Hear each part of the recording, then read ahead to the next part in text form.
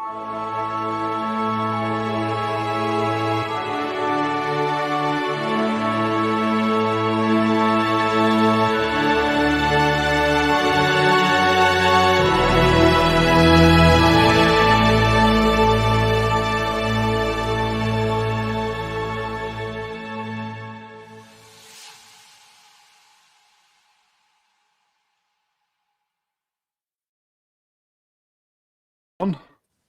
Are we on? We are on. Hello. And Hello. Naj Emiju. You all right, Cockney?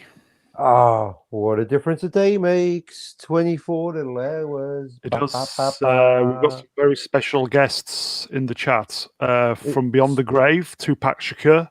Hello, Tupac sir. is back. It's back again. Tupac, the description is on the About page in YouTube, mate. It'll say business enquiries. Click on that, mate. That's my email. Yeah, you good, Cockney? You all right? I am good at the moment. Thank you very much for asking. How is your good self, sir? I'm not bad. I'm going to take this. I'm not three bad. I'm going to take this as a compliment. Here, have a look. Can you see? Yeah, go on. Yes, it's Laurel and Hardy. Right, who's the fat one? It's obviously, Spock and Spock. Obviously, this Tupac has got good taste in comedians. I like Laurel and Hardy. How much do you boys make playing on per block? $5, ma'am. Here's $10. Here's $10. Fuck off for 2 blocks. Did you see the or as we call it in Poland, flippy flap? Flippy flap. Flip flap, because E is Polish for and. Just the letter I pronounced E. All right. Oh, I've just got a reminder from YouTube to watch this show. I can't watch the show, YouTube. I'm on it, son. Yes. So we're busy today. We are. Is Slavko in? Because I've been practicing with Croatian. No, it's not about. Slavko, you better be there on the reback. Right, I'll do it again. Dobrodošli naš emisiju. There you go.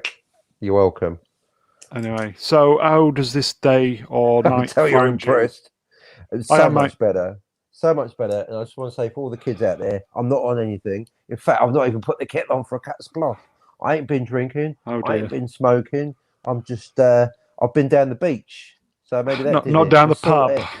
Not even down the rubber dub, mate. I went to the fish and chip shop. Maybe that did it. But no, it's down the beach, down the fish and chip shop. And they actually did start talking about lockdown. So that made me appreciate the ability to go down the beach, because it's now no longer guaranteed, because it's one person because there's only 7 people in New Zealand. So it don't take much to infect the whole country. You know what I mean? Oh dear. Speaking about infections, we'll do the serious bit. Speaking of infections, how's your girlfriend?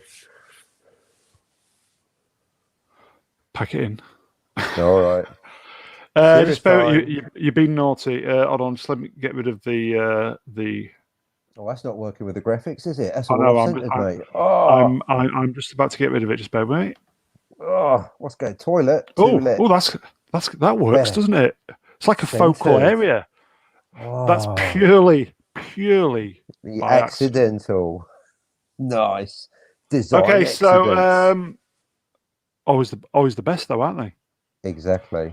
Okay, so looking at the BBC today, big rise in redundancies amongst young people. Oh, what a surprise! So say hardly a shocker, is it? They've destroyed the economy, wiped out all independently owned businesses. Yeah. The only people making money are Jeff Bezos and that other twat. Yeah.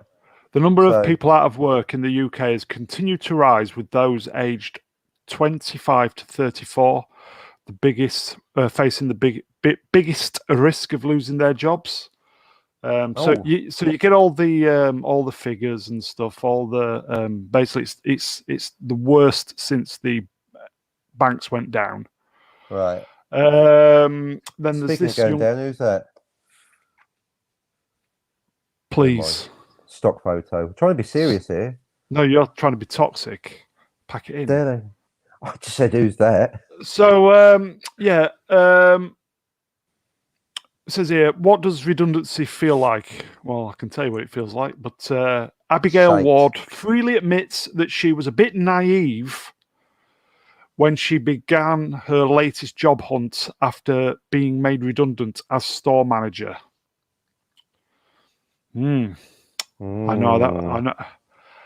I don't think I was quite naive, but I certainly know how that feels, because you apply for a job, and if you hear anything, you're very lucky. But Right. even all these kind of like shop work jobs and stuff, it's people who are degree educated, who have done Yep. years of doing this, that, and the other, who Yep. have been made redundant, who are just desperate and need money. So just a massive influx of qualified people, overqualified people, into the jobs market. So, and if the overqualified people go for and get jobs that they're not really meant to be doing, and the people they won't that get are them meant to because be doing those jobs, they won't pay them. You see, right? So this is where we need entrepreneurs, isn't it? Like yourself, starting a channel. Yeah, basically, she's applied for 10 jobs, and if she's managed to get to a final stage interview for one job. A final stage interview, not a first. Is that what, as opposed to a first interview? She said however, Abigail has managed to get to the final interview stage for a job with me and just one other candidate, she said, on 4 separate occasions. Unfortunately, I've missed out on those occasions, so she's still not got a job. That's unlucky, though. 4 final interviews. It's 50-50, isn't it? If it's 2 candidates each case. I just get the feeling that it's going to be people of her age group, mid-20s to low 30s. Yeah. Right. And people of my age, because I'm 52, by the way, kind of like over 50s. So again, the people who should be out working, keeping the economy moving, because it's all kind of hospitality stuff and everything, isn't it? People of her age, of her age is the lifeblood of the economy, is it not? Right. Well, it should be, yes. It's made up of many component parts, yes. But end of the day, it's them poor buggers who are going to have to pay for all this. I don't know. If I was the government, it's a tough one, isn't it? There's no easy answers, but it does. I think the economy has taken too much of a hit. I think basically, too much lockdown and not enough benefits. No pun intended. 400,000 people were made redundant in November. See, how can they? Governments tend to be all about. I mean, well, maybe show me age. Remember the late 70s, even to early to mid 80s. That was part of what defined Thatcher's first term, was basically mass unemployment, mass youth unemployment. Well, something else now, mate. So this is this is it. The government's causing it. That's what gets me. The government was desperate to try and get employment up, right? And this is the government causing this through lockdowns, shutdowns, closing down all the essential businesses that we need, or what they deem unessential businesses. Obviously, I'm not in blighty, but that's what's maddening to me. I'll just say to Tupac, it's just not the young people, mate, and the old people. It's everybody who is the lifeblood in some. Everything is interconnected somehow. Yes. Irrespective of you being 52, 32, 22, 42, 62. Sounds like a lot of numbers. 64, 69. We're just all getting bummed on every level for nothing. It feels like nothing. That is it. It's like there's a little graph. I'll just finish off. It said here 25 to 34 are the worst group. Hello, Slavko is in. There he is, Slavko. Dobrodošli na 16 to 20. So it starts off with 35 to 49, which are effectively the keep the economy moving group. Yeah. That's the lowest group of redundancies. Then you've got the 16 to 24 is the next one up. Then you've got my age group, 50 plus. These are very marginal, like percentages, marginal difference. Right. Then you've got the 25 to 34, which is 2% more than everybody else. So that's the kind of people who work in hospitality and pubs and restaurants and stuff like that. So, people are just starting out in life. Finishing in life. It's just fucking shit. Just absolutely shit on every level. Fucking government.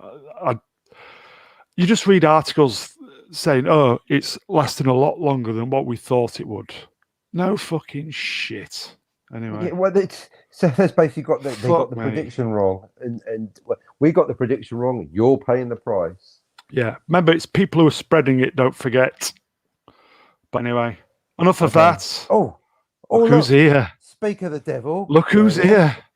It's the me. Oh, I like that. You didn't tell me. It's a surprise. It's like This Is Your Life. It's you haven't seen him for a whole week. You've never see him again. It's the Mega Geek. Hold on. Hello, Ian.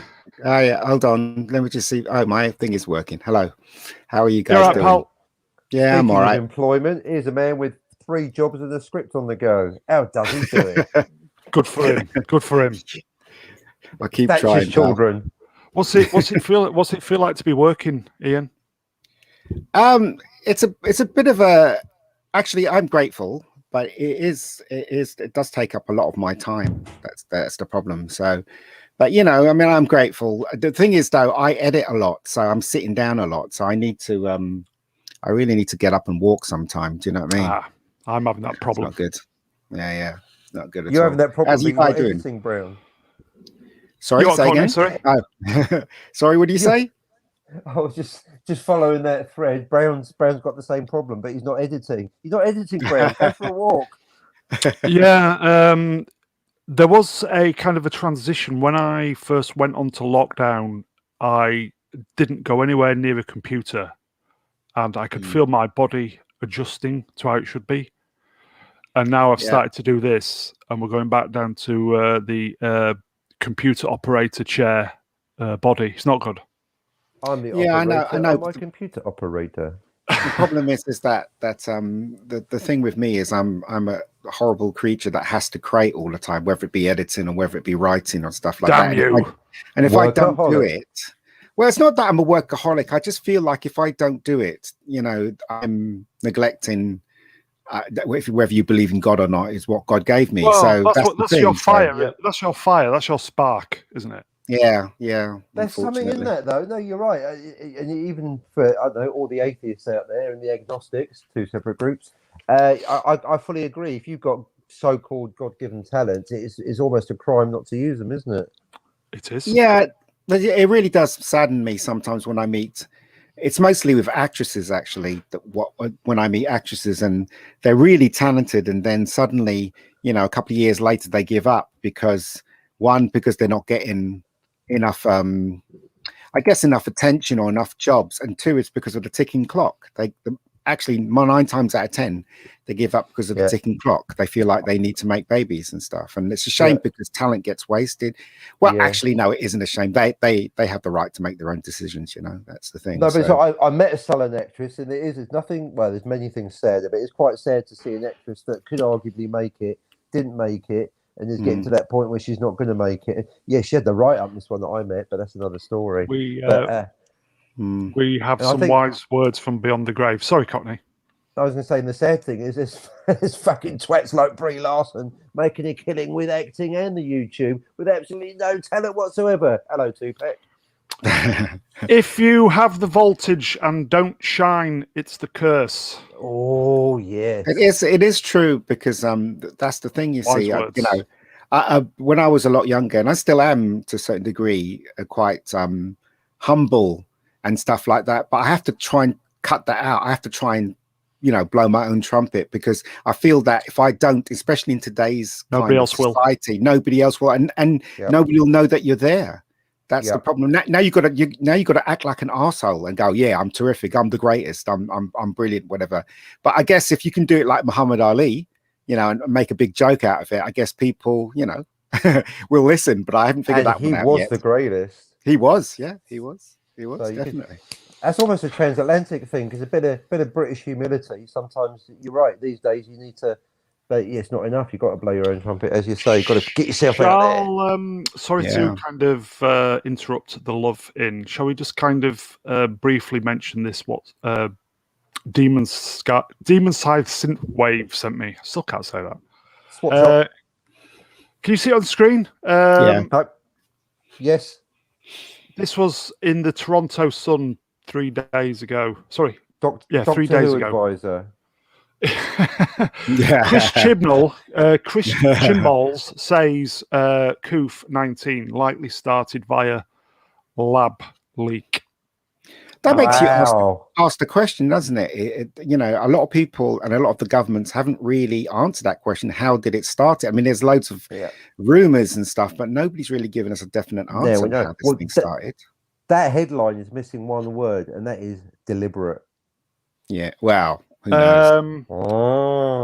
Obviously the original theory was it started in a wet market, but apparently that's just it says that was a lie, and the government knew very early on that it was a lie, and so in the face of overwhelming evidence in May of last year, the government shifted its position. Have you noticed how the unnamed government very quiet at the moment, isn't it? Yeah, when they say that, actually, do you know that's a very... Or is that the media? Or is that the media? Now, you've touched upon a general thing that I can't stand when people go, America said, the government said, Britain said. No, land masses don't speak. A person on behalf of a legal body said. So they just give... I want the name of the geezer. What said it? Or bird. Or in-betweener. Wherever it is these days. No one get offended. What? I don't like Harry Potter.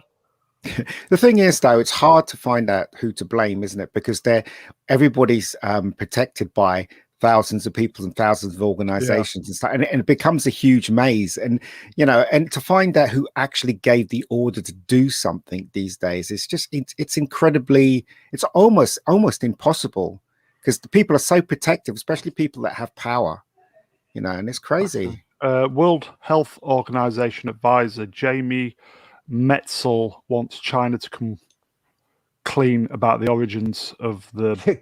Good luck with that, mate. Mr. Naive over there. I think if they just put their hands up, and if it is true, and they just put their hands up, if it's an accident, they won't. If it is, I don't think nobody would have done that on purpose, would they? Of course they did. Well, classic legal Latin question: Qui bono? Which economy has now overtaken America for the first time? Begins with C, ends with China. You know what I mean? That's another level then, another level to it. So they totally stood to benefit. I think it was Jeff Bezos working for the Chinese, because he's made a packet, hasn't he?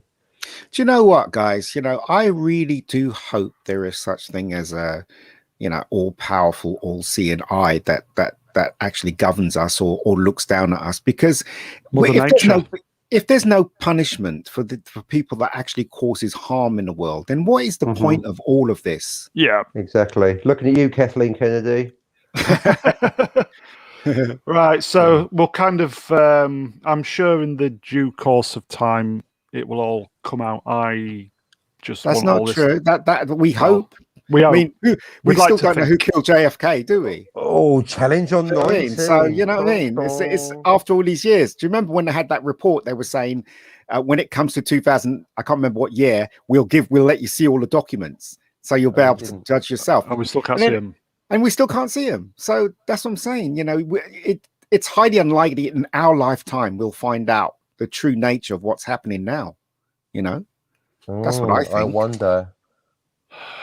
I just know everybody's suffering on every level, and for what? I'll tell you what. I just don't know. Check it yourself, because I can't. The thing about researching history is you can't do it firsthand without a time machine. But I did some research into the Black Plague. Not being racist, that's what they called it. And 1385, I think, if my research is correct. You know where it came from? Wuhan. It originated from Wuhan, so it's got a history basically. Literally, the Black Death that almost destroyed Europe, changed feudal society forever. Absolutely upended the job market by killing half the people available to till the fields, and arguably changed everything. Probably triggered the Renaissance. I don't know. I'm exaggerating now, but basically, do your own research. Tell me if I'm wrong. Originated in Wuhan, came via the Mongols, threw a couple of bodies infected with said virus over the walls. Gave it for free to some, I think, Genosian, something Gina like that. Carano, yeah. Yeah, Gina Carano. Yeah, blame her. She's getting the blame for everything. They went to Italy and spread it to Europe. But it came from Wuhan, apparently. So the fact checkers get on that. Here you go. Some words from beyond the grave. Here you go. Woo flu. See, with Tupac, I thought he'd be straight in with the Wu-Tang Clan, the Wu-Flang Clan. There's a pun there, I've missed it. The Ku-Flang Clan. Anyway. There's nothing we can do about it anyway. This is the thing about England. I mean, you look how passionate America is on politics. You know, even my cousin, who's the timmest person in the world, she's basically, you know, you talk about Trump, or you talk about anybody, and she's all over it. And that's the thing about England. England's not like America. You know what? We know, we instinctively know that the people that govern us are corrupt. So what we do is we go, okay, they're corrupt. Let's see how we can survive in this corruption. And if it gets worse, we'll go out with our placards and, you know, and do a walk or stuff like that. But Americans, they'd storm a place. You know what I mean? There's a huge difference, isn't there? Yeah. The last true time when the British public had any bollocks was, do you remember the fuel strikes? Yeah. Oh, when was that? What year? I was living in Leeds. I think it was probably about 2000, 2001. You know, when fuel prices just went through the roof, and everybody was blocking fuel depots and garages and stuff like that. Do you remember? I remember when we were queuing. Yeah. When we were queuing for ages to get fuel. Yeah. And then like back in the 70s. It almost brought the country to its knees. Well, that reflected in some movies at the time that came out. Superman 3 was one of them, you know, about the petrol. There's that one scene, Superman 3, where they're all queuing up, and then Superman puts the petrol back, or whatever it was, the oil back, and then they were all like putting, you know, gas in their cars and stuff. So it reflected the films of the time as well. Yeah, there was obviously these protests who were kind of basically stopping fuel from moving. Yeah. People who were in the queue for their petrol should have just... I was of the opinion that I'm not going to queue for hours for fuel. As soon as my fuel runs out, if I can't get any fuel and I can't get to work, I can't get to work. If everybody would have had that attitude, maybe, because the country maybe would have ground to a halt and something was done about it. But we had these few... I suppose you could call them militant people now, couldn't you? But these people were doing these things for the greater good, and people just didn't stand by them. And something could have happened if people just said, well, if there's no fuel, I can't get to work. But what happened instead was they were just queuing for hours and hours to get fuel. Do you remember that? So really, nothing kind of changed other than the supply of fuel. So people just need to have, you know, convictions. The problem is that the powers that be, whoever they are, they've been very clever, especially around about this time. What they've done is they've created unrest in social media and within people's lives, so that people are confused.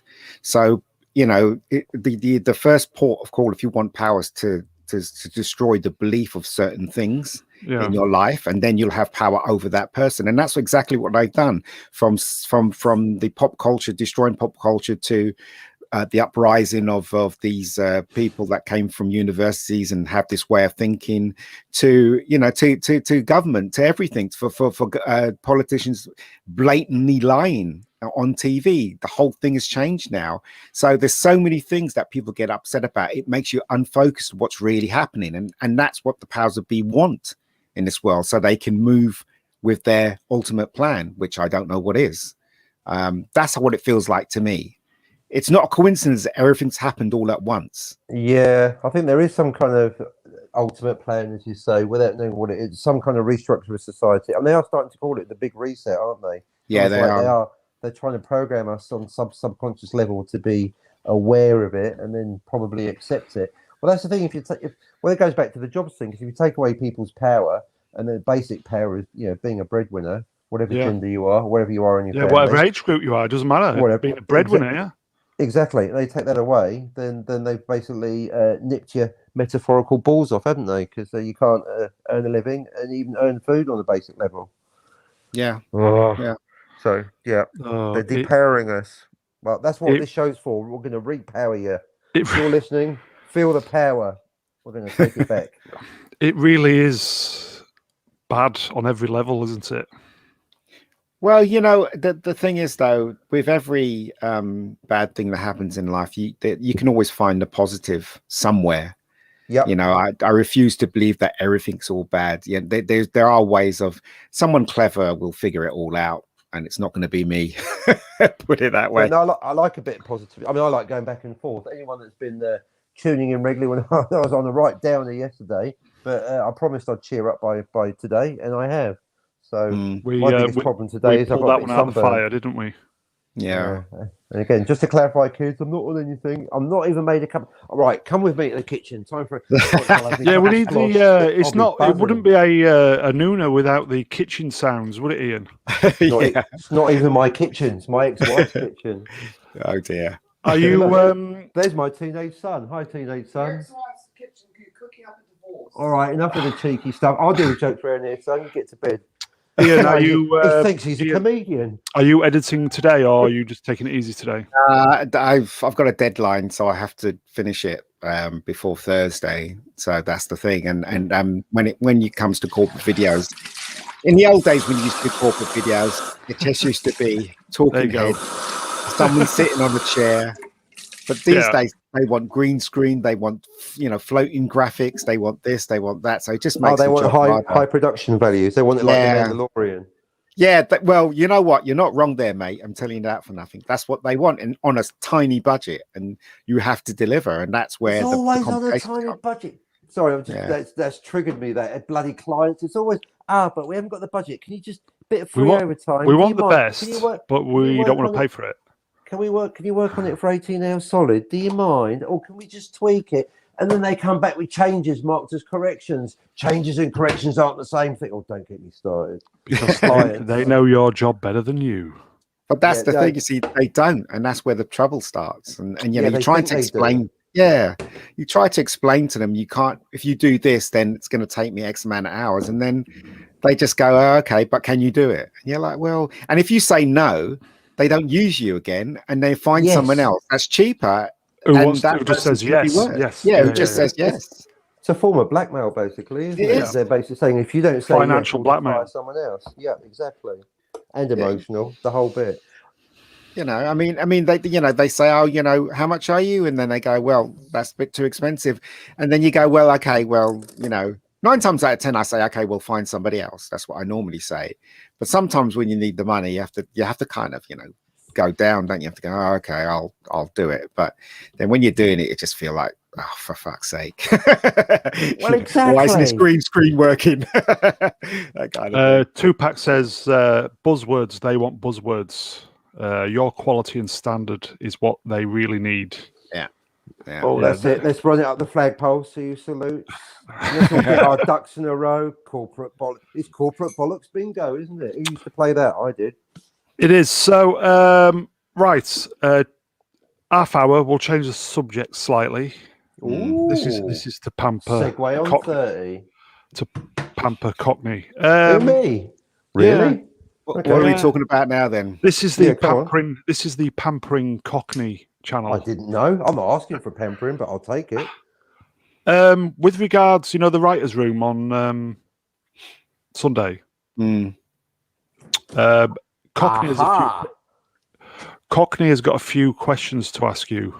Oh, okay. Haven't you? One. Well, just thought you put us on the Because spot. There. he really does like conversing with you. You know that, don't you, Mega Geek? Oh dear. Listen, it just means that I don't have to. So well done, mate. Cheers, pal. No, you really got me. It's a specific question, but it's a general one. Over to you, mate. Right? All right, what it is, right? I mean, basically, no, I've never seen a baby pigeon, right? But I know they exist. So by the same token, I've not watched every film in the universe. I've not read every book. And you just got me thinking. When I had my little idea about the time machine stuck on the present moment, and you said, "Oh, that's been done," I was like, "Oh, it hasn't been done." And I was thinking, I haven't found a film that's done it, but that doesn't mean it hasn't been done. So my question is, if you know a film or book that specifically got a time machine that's set on the present moment or stuck on the present moment, let me know. I'll find that book and I'll pulp it.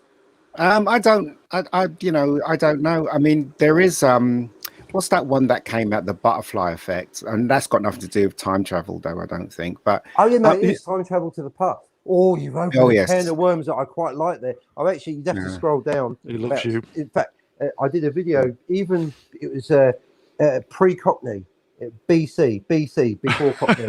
I literally did. Now, this is, he said modestly, it's one of those videos that he's got, 12 views, but I'm absolutely convinced that I've written the last word, not written because it's a video, on basically deconstructing what happens in time travel stories. If you're not careful, I'll go into it now. But there's basically one of three things will happen in the story when you go back in time. And broadly, now you're the Doctor Who expert, and I only had one Doctor Who story in there, but basically, one of the three things will happen. Either you'll create a new timeline, so you've got branching multiple timelines, Back to like the the Future. butterfly effect. Yep. Back to the Future. Yeah, I'm building up to chef's kiss. I'm building up to Back to the Future. On 32 minutes. Well, now you've mentioned it, Back to the Future does all three, but it gets away with it because it's a comedy. But there's so option one is the most common one, the butterfly effect. You go back, you create another universe. Now there's multiple timelines, multiple yous, and so that happens in Back to the Future in the sense that when he goes back at the end, he's in a completely different timeline.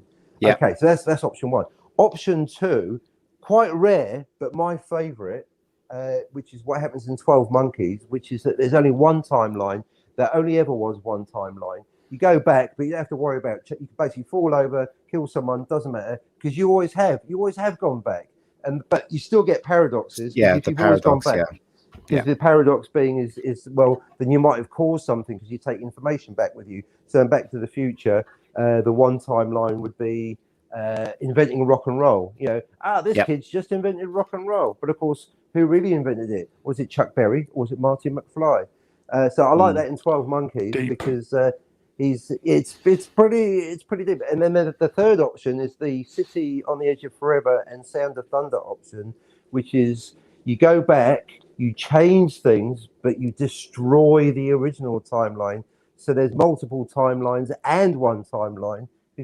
For me, that's the most nonsensical one, but it's all fiction, isn't it? And it has been done. But for me, those are the three options, apart from Back to the Future, that does all three, bit inconsistent, but it is a comedy. And the other one, Looper. So what I'm getting around to is Looper is objectively the dumbest time travel film ever made. Did you like Looper? I hated it, and I'm not biased. It was before I saw Last Jedi. Yeah, I saw it before Last Jedi, and I thought it was okay. I didn't think much of it though. I thought it was stupid that they, the only thing I can take away from that film is who's the guy that played the young Bruce Willis? I can't remember the actor. John Gordon-Levitt. Yeah, they gave him that stupid nose, didn't they? That's the only thing I take away from that. Prosthetic nose, so it could be a bit more Willis-like, wasn't it? Yeah, I just thought it was stupid. Didn't work. What was the point? Yeah. And the thing is that I'm a big fan of Red Letter Media, but in the context of that, one of their biggest blunders. William Shatner is. Yeah, well, I got blocked by William Shatner for standing up for Red Letter Media. It's another story, but that's why I proud to Twitter. Yeah, because I told him to block you. Yeah, and he did. He goes, Brown told me to block you. Fuck off, Cockney. But the thing is, I stood up for Red Letter Media, but they made a blunder because if they happen to be listening, today I'll be slating the following channel that I actually love. Jay from Red Letter Media actually praised this line of dialogue from Looper we could sit here all day talking about time travel diagrams, but we ain't gonna. And Jay from Red Letter Media was playing that game. Yeah, that's great because time travel is bullshit. I'm like, no, even within the context of science fiction, it has to make sense. In fact, you could argue as a script writer, the more loopy, no pun intended, something is, the more it has to have some kind of internal logic. You know, if you're doing a historical film without any time travel, you can go a bit mad because it's historical. If you're doing time travel, it's got to make sense. So I think that's the reason why Bruce Willis's character doesn't want to sit around all day talking about time travel is because there's nothing to talk about because Saruman of Roundhead hasn't thought it through. There's not enough time in the day to discuss it. No, that's the thing. I've discussed it. I managed to get it down to a 10-minute video. One of my longer ones for today, but you know, it's another one I could expand into a book. 10 minutes is the. Actually, I made up 10 minutes. It could have been 7. Who knows? But anyway, so I guess I'm advertising my theory. Then, I like time travel films. One of my favorite time travel films is Time After Time, and the reason why I like that so much is because I love the romance in that. At the time I saw that. No, Time After Time, which is the film with Malcolm McDowell and Mary Steinberg and it's really future. Well, basically, what the premise of Time After Time is that Malcolm McDowell plays H.G. Wells, and he creates a time machine, and he has a friend, but he doesn't know he's Jack the Ripper, and Jack the Ripper jumps into the time machine, another one, goes into the future, San Francisco, and H.G. Wells chases after him to try and bring him back. And that's a really good movie. I thought at the time when I saw it. At the time, nice. Yeah, well, it was. I think it's a '70s movie, right? So it is. Yeah, and I think it flopped. But when I saw it in a cinema as a young kid, I thought it was brilliant. I loved the idea of H.G. Wells actually creating a time machine and then going to the future and going, "Did I write all these books?" Do you know what I mean? And that kind of thing. And I thought it was a really cute little movie. I love time travel movies in general. Oh, then you love my video and forthcoming book on the 3 options of time travel. That's great. Well, thanks for the recommendation because I didn't know that one. So wow, they're missing part of my. They made it into a TV show in the late '90s, and it flopped. But the movie itself is a really entertaining romp. You know, it's a really fun movie. I thought. Well, you know, you are doing a Doctor Who film at the moment, so time travel should be your thing, I guess, right? Well, no. Well, you see, the thing is, Doctor Who is not about time travel. Basically, it's about right. So, hold on. The concept of Doctor Who, right? He has a time machine, of course, right? But if you look closely, it's about the adventures of this crazy, stupid Time Lord, isn't it? Doesn't matter what time he's in; he's always got to solve some kind of problem, isn't it? So, you know, it's not essentially about time travel, is it? You know? Yeah, because I guess that after a few episodes, they've run out of all the cliches to run through. That's right. Only 3 options. Yep. So, good point. Because the only one that came up, actually, it's a fair point. Because the only one Doctor Who story that came up in my, did I mention I did a video? Was the one where he went back to Pudding Lane. Did you do a video? I did, you know, on time travel in the past, to the past. He accidentally started the Great Fire of London right at the end. It was Pudding Lane. See, I wasn't clear on. I assumed I put it in the One Universe category, but I can't actually remember. Yeah, that was a Who episode, wasn't it? Yeah, Tom Baker. That's where the lines timey-wimey comes, because I remember I used to think the way everybody used to think of time travel when I was watching Doctor Who, and then David Tennant comes along and he says it's not like that. He says that it's all mixed up into, it's all this big mixture, and he goes, it's all timey-wimey, it's not one straight line. Do you know what I mean? So he kind of threw a sort of like bollocks curveball. Yeah, he did, into the whole idea of time travel, but it was never explained. As usual, when it comes to Moffat writing, it's never explained. Do you know what I mean? So see, that's the thing. That's that fine line between it's never explained because it's too complicated, exactly, or it's never explained because it's bollocks and there is nothing to explain.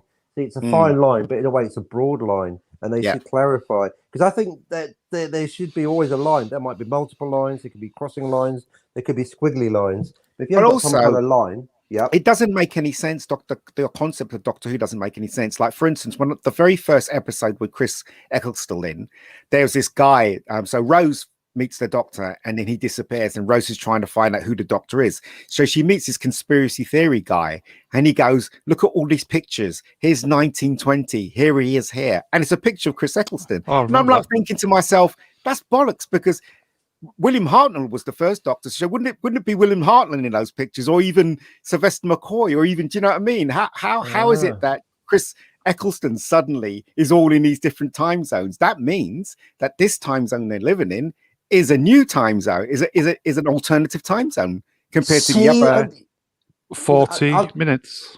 I've noticed that, Mega Geek. You're, if I may say so, you are onto it with parallel and multiple universes, which is linked to, but not necessarily the same thing as time travel. But you're right onto it that basically with that overlap, that with time travel you can have multiple universes. You know, it's like a Venn diagram. You can have multiple universes without time travel. Your baseball caps? Do you wear them to stop your brains spilling out everywhere? No, I mostly wear my flat cap. Are they lead lined? Baseball cap, flat cap, callback. You know what? Right, I was never into hats, but one day I was in a shop and I saw this flat cap and I tried it on just as a joke. And I looked at myself in the mirror and I thought, you know what? This actually suits me, and I brought it and I lost it. It was the only flat cap that fit me very well, but this one I've got now is okay, but it was never as good as the first one I ever brought. You know, I don't know. Much like women, never as good as the first one. Yeah, I guess. Time travel is a complicated thing, though, Cockney. You know, because there's so many different theories. I remember one person described time travel as if you're in a barber shop and somebody's cutting your hair and you look in the mirror, there's one mirror in front of you and one mirror behind, and then you see yourself and you're multiplied billions of times through that mirror. That's what time travel is, you know, all those different versions of you. Sorry, you got me excited. Visual segue. I warn you now, it's not really about time travel, but it's about Star Wars. So you know that scene in Return of the Bollocks, not Return, or Freudian Slip. Is it like this? Sorry, Cockney. Is it like this? Oh, the eternal zoomage. Do you see that's like time travel, isn't it? Yeah, we're going backwards. Yeah, okay. The zoom effect. Yeah. Yeah. Okay. The last bollocks, right? You know that scene where Ray's in that cave, and there's an infinite amount of rays, or at least 73 at last count, in front of her and behind her, and there's a bit where she snaps her fingers, and then all the ones in front. So basically, the ones in front of her are in the past, and the ones behind her in the future, or vice versa. Who fucking knows? But I had thought he's missed a trick there, because you know when she snaps her fingers, and then the ones in front of her all snap her fingers. Well, that means by that rationale, the ones behind her are ahead of time, so she is bound to follow whatever that Ray is doing. So if she turned around and saw the Ray behind her slap herself in the head, she would be forced Star Wars by logic to slap herself in the head. Well, it's a segue. It is a bit of a timey-wimey. Anyway, next time you watch it, if you ever do, Inception in the StreamYard window. Inception.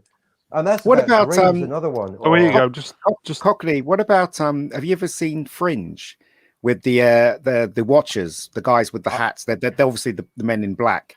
They experience time all at once, backwards, forwards, present. They're beings that actually experience time, and they go in. So basically, when you meet them, they could be in the future or the past, or do you know what I mean? It's very complicated, but they made it very simple. I don't know. Have you ever watched Fringe? I've not seen Fringe, but I've heard that theory before from one of my favorite comic writers. His name's just popped up. Grant Morrison has talked about the concept of going to a place, tripping his nuts off, where there is no time, all time exists at the same time, and then you see yourself as some kind of time worm from birth to death, and you see the whole journey, a bit like Donnie Darko, but extended through your life. So it's a maddening concept. So I've not seen it in Fringe. Maybe I should, as a cross reference. Is that the JJ, one with Dawson's Creek in it? It is. Yeah. Right. I've actually got season one. Interesting. I think we might have had this chat in the past, but basically, I've got season one on Blu-ray, and I remember it was years ago before JJ Mania, and I already thought it was bollocks. But I think I'll go back to it maybe. The Watchers start on season 2 or 3. I've only got one. And there was a really interesting episode which I saw recently.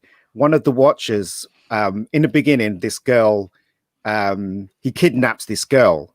Okay, right, and they're really weird looking. They got no hair, they got no eyebrows. They wear a 60s hat and they got a suit. So he kidnaps this girl. Toys. Yeah, exactly. But he kidnaps this girl, and you don't know why he's kidnapped this girl. And so basically, as the show goes on, she's tied up and she's in a hotel room, and he takes off her gag and she says, "Why have you kidnapped me?" And he says, "Because I want to protect you." And then he turns on the TV. He turns on the TV. But listen, he turns on the TV, right? And because she was meant to go on holiday, and he says, "Look at the TV," and there's a plane crash, and she was meant to be on that plane, right? And as the show goes on, as the episode goes on, there's all these strange things that happen. Anyway, he gets killed at the ending because the fringe people are looking for him and they want to rescue the girl. But it turns out that he was in love with her. She's like this teenage girl, but he was in love with her. Suddenly he found out he found emotions, and when he found emotions, he realized that he was in love, and that's why he was trying to protect her. But he knew her from the future to the present to the past, and that's how he spent too much attention on her, and that's how he fell in love with her. And I thought that was a very interesting concept for an actual episode itself. Only at the ending when he's been shot and he suddenly disappears because the other watchers take him. And he dies in the car, and the other watchers go, "Well, why did you do this? Why did you, change the timeline? Why did you?" And he just ends up saying, "Because I'm in love with her," and then he dies. And I found that really interesting. I don't know about maybe you find it not interesting, Cockney, but I found that a really interesting episode personally. Well, there's a couple of points of interest. One, the emotion, and two, I'm quite especially interested in the fact that there's then two timelines. So he's going in category one, multiple timelines. Yeah. In my OCD time travel, have you seen my video brain? Cockney hangs on every word you speak, my friend. No, I doubt it. Why would anyone hang on every word I speak? Well, other people might not, but that's the thing. But he does. But I try and follow through lines. So repeat viewings will bear that out. I do try and follow. Yes, he does. To be fair. Thanks, Brown, for that acknowledgement. You must be listening. You're welcome. You're welcome to them to know that I'm listening. Thank you. I've just heard it all, mate, a million times. I'm used to it by now. Nice. No, this is brilliant. See, with that one point, Brown, that you put me on the spot there. Yeah, go on. But this is brilliant. So you've just totally opened up the flower of conversation. We're stimulating him. Oh no, the tea's kicking in again, lads. I've had nothing all day apart from fresh sea foam going into me face. Ah, lovely. The salt spray. but this is what counts, isn't it, Cockney? Well, do you know what? In a way, the ocean is like time. Because I was in the ocean thinking, well, there's a rip out there. See, what it is, I'm quite ignorant of the ocean, but now I'm learning. I'm not a surfer as such, apart from channeling internet. But you do, I know it's like a world of metaphor, because you can just bob along in the ocean and let it push you back and forth, or you can fight against it. But if it tries to drag you out, then you have to fight against it. Deep. Oh, so much going on. It's literally deep. The ocean is literally deep. And yet it's also shallow. The ocean's like... I'm trying to think of other time travel things that I could tell you about that you probably haven't seen. There was a TV show recently, as I said, 5 years ago, with that guy from Will and Grace. You know, the lead in Will and Grace, the TV show. I definitely don't know his name. Eric... handsome brunette guy. Yeah. So basically... Friend of Burnett. Right. So the premise of that one is Brunette. These people from the future who's trying to save the future by traveling back in the past, they can't travel back as themselves. So what they have to do is they have to wait for someone in the past to die so they can inherit their body. Like and Bill then, Gates. Yeah, more or less. Like Wonder Woman. That's what Microsoft is doing, isn't it? So that shows that it was a good show. It only ran for 2 seasons, I think, and it ended. Called? I can't remember what it was called, but I watched all of them, and I really liked that because I fell in love with the characters. There's more than there's this whole gang of them, and they go back in the past, and that their future's run by a computer. Wasn't basically Sliders?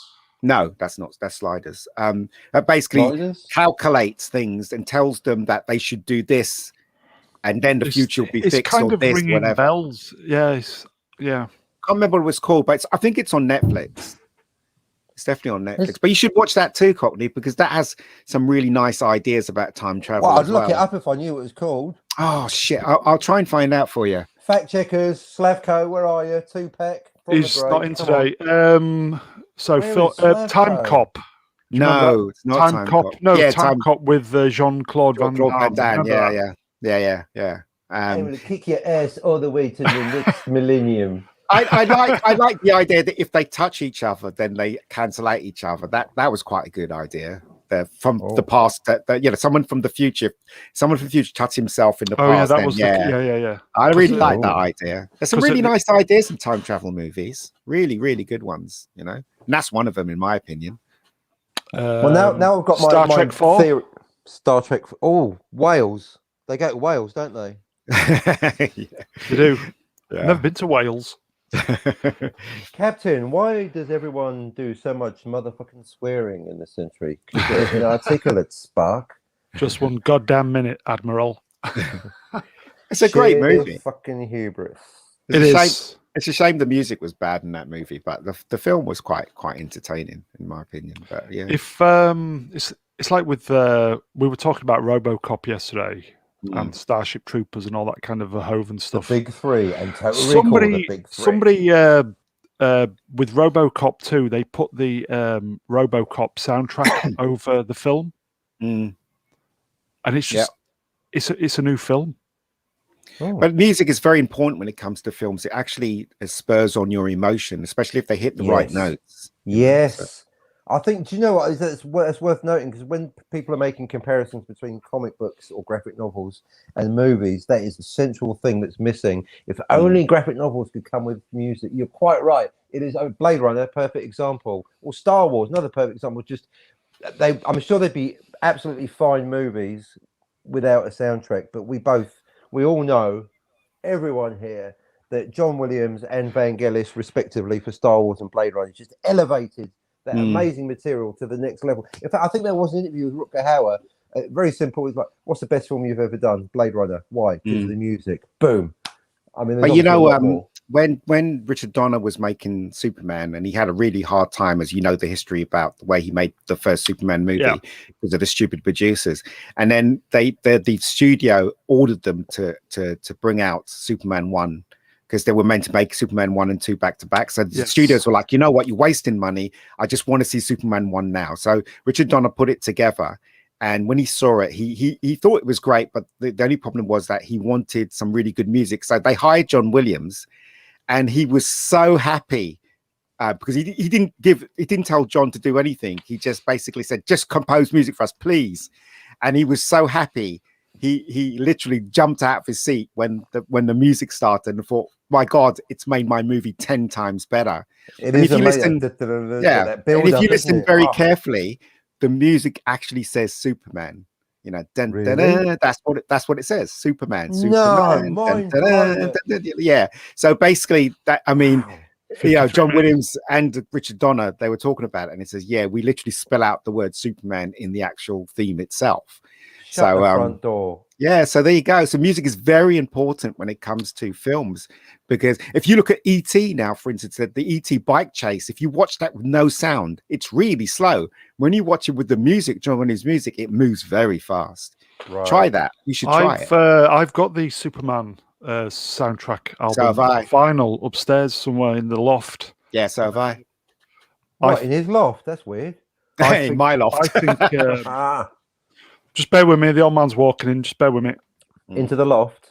All right, we should have some music. See, if we had some music for his dad walking in, that would be the emotional cue. If it was like dangerous music, it could be a bit of an argument. But if you had a bit of wacky music, hi, Dad. So you're right. If we only had music to our lives as a live soundtrack, I'm back. Yeah. See, what kind of music would you have for the interaction you just had there, Mr. Brown?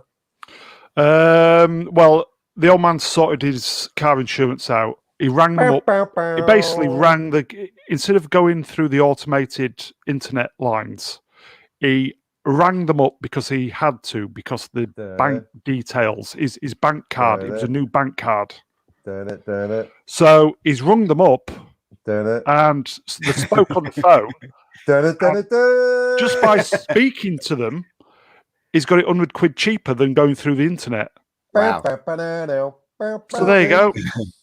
I There you just, go. I mean, there are some really great music out there for movies, and John Barry and Joey Goldsmith are two You of only live the twice. finest. On Her Majesty's Secret Service. You only live twice. Yeah. For me, it's OHMSSS. Just the best intro, and then bam into the berry. What's that intro? Just to get pumped. In fact, I think it was I think it was the second Bond film that never had any, tune created for the credit sequences, because John Barry's music went through that credit sequence, didn't it? There was no one singing or anything like that. So, I mean, it's a really quite unique film. I think, I think it might be the only one. I'm pretty sure it's the only one that didn't have a. Just quickly going back to the Superman.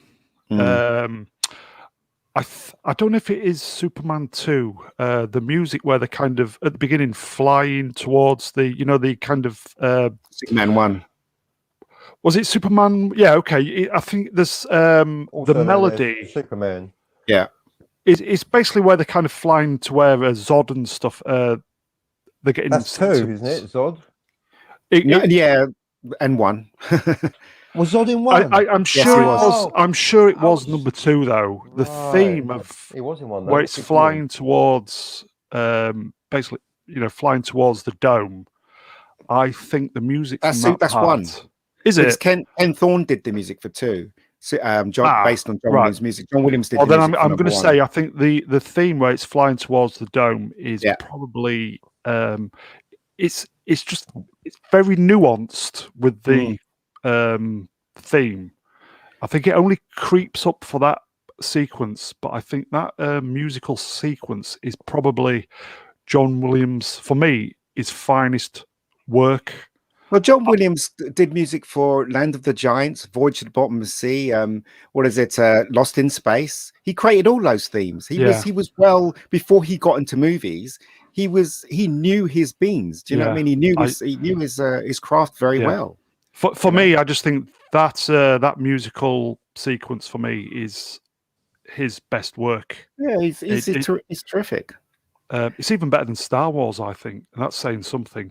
I loved Star Wars. It's not my favorite, John Williams. Empire Strikes Back, the music in Empire Strikes Back is brilliant. As far as I love the Imperial March. Yeah. That's my theme right there. Have you not noticed that in movies in the 80s and the 70s, they used to have certain scenes that actually was dictated by music?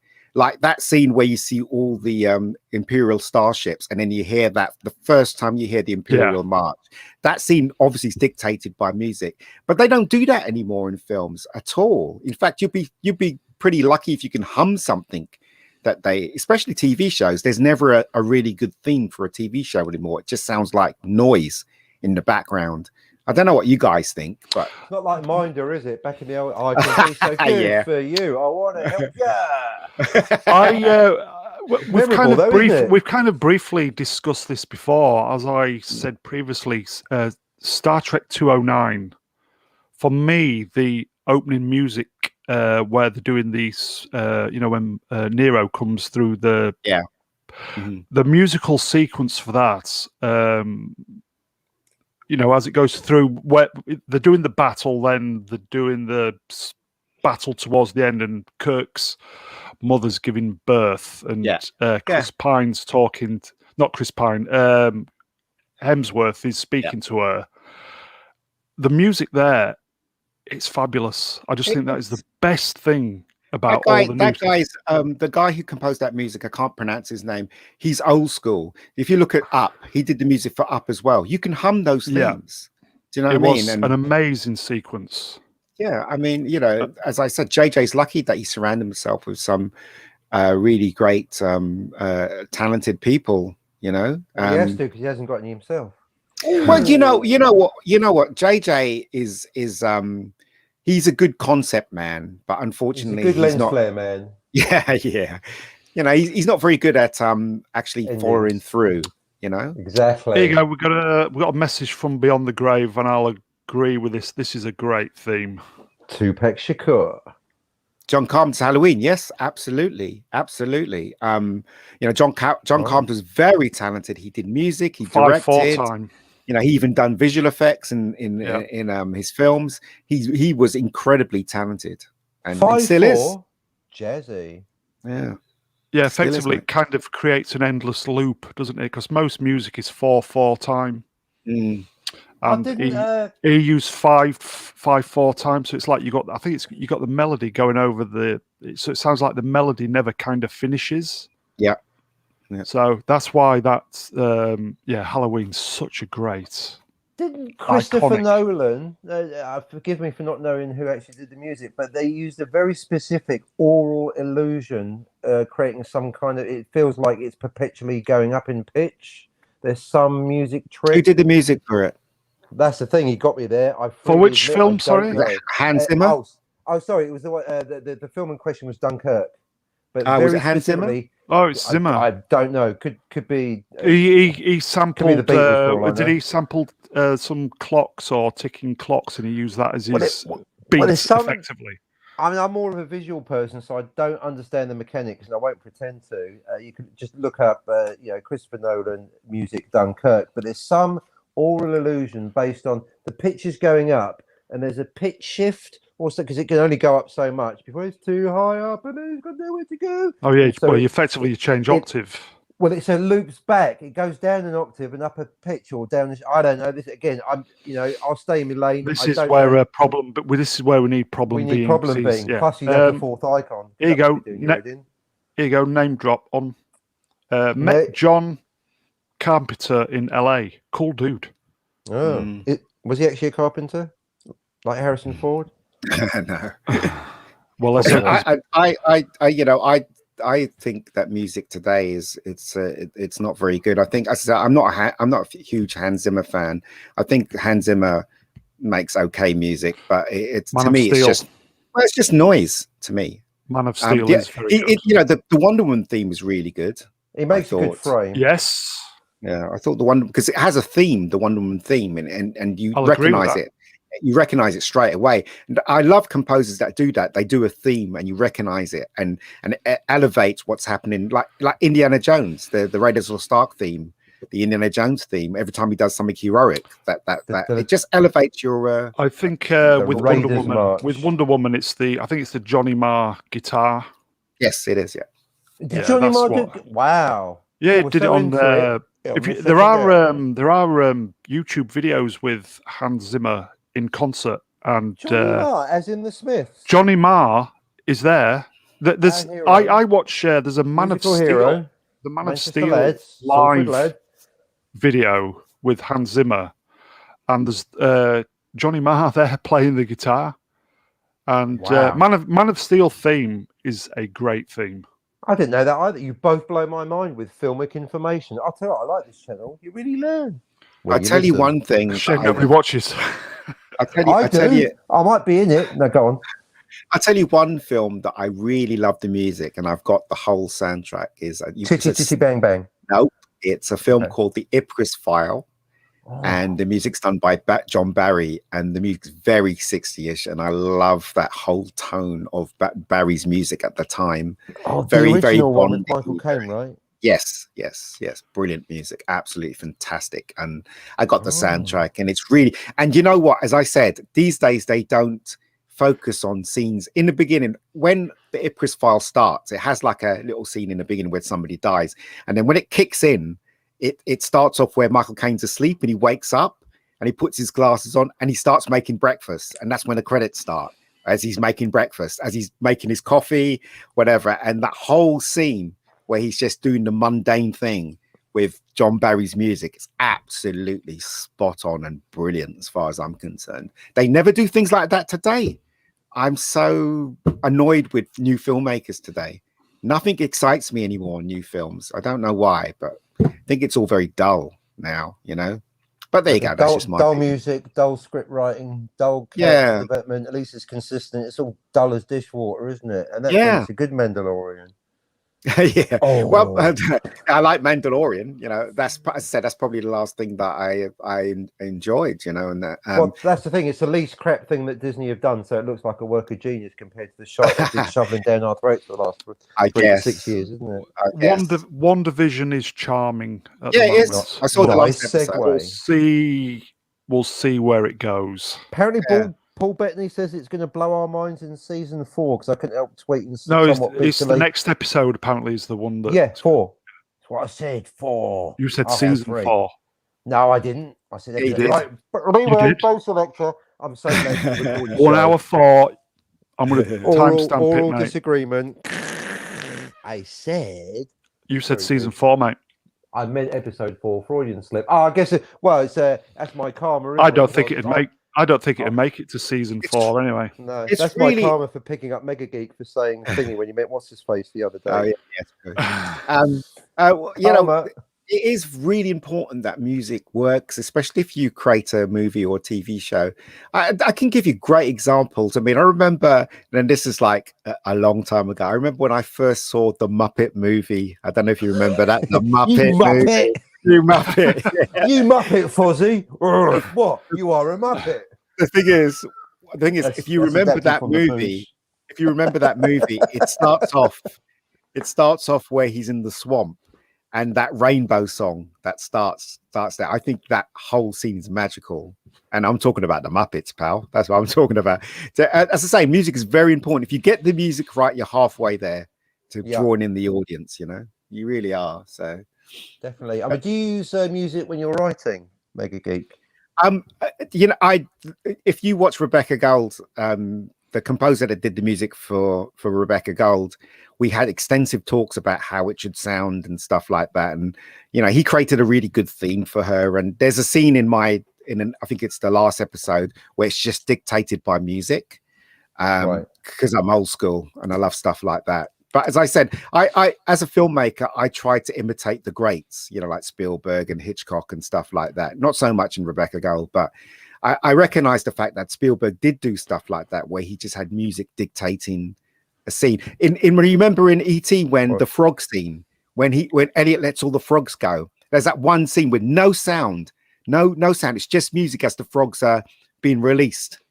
And when he kisses the girls, all dictated by music with no sound from anything. And I think that's a brilliant scene. So music is really important. Tupac Shakur says Kermit's song Rainbow. Yeah, it's a great theme, and and it just gets you in the mood when you're watching something as, you know, as delightful as the Muppet movie. You know what, Cockney? We truly are blessed with some really great viewers, aren't we? Well, this is the whole thing. You've got. We don't have many, but what we've got is quality. Quality over quantity. Exactly. Well, that's the thing. You've got great guests. We just need a few more viewers. Yeah. Well, this is the only. Well, I know you mentioned it. Just keep plugging away. The only issue with the channel is because it deserves more viewers. So we need to. Yeah, it's like Dan's channel. Dan's channel deserves more viewers. Because he makes a good concerted effort, and there's people who don't make no efforts, and they. Well, after ribbing some of our favourite YouTubers, I can start looking sickening. How can I put the YouTubers that I'm aware of, but I don't like enough to rib, so I won't mention them because it's negative. But I looked at their subscriber and viewing numbers, and I was like, How the fuck do you get those numbers? See, what it is, maybe we're aiming too high. We're too intellectual and highfalutin, giving actual information and speaking with genuine passion about unemployment, music, films. We're just not travel. flashing lights, blinky, loud noises enough, are we really? Too much, not enough flash, too much substance. We're too ahead of the curve. They're not ready for us. No, but this is the way you measure success, right? So, for instance, I said this to Dan as well.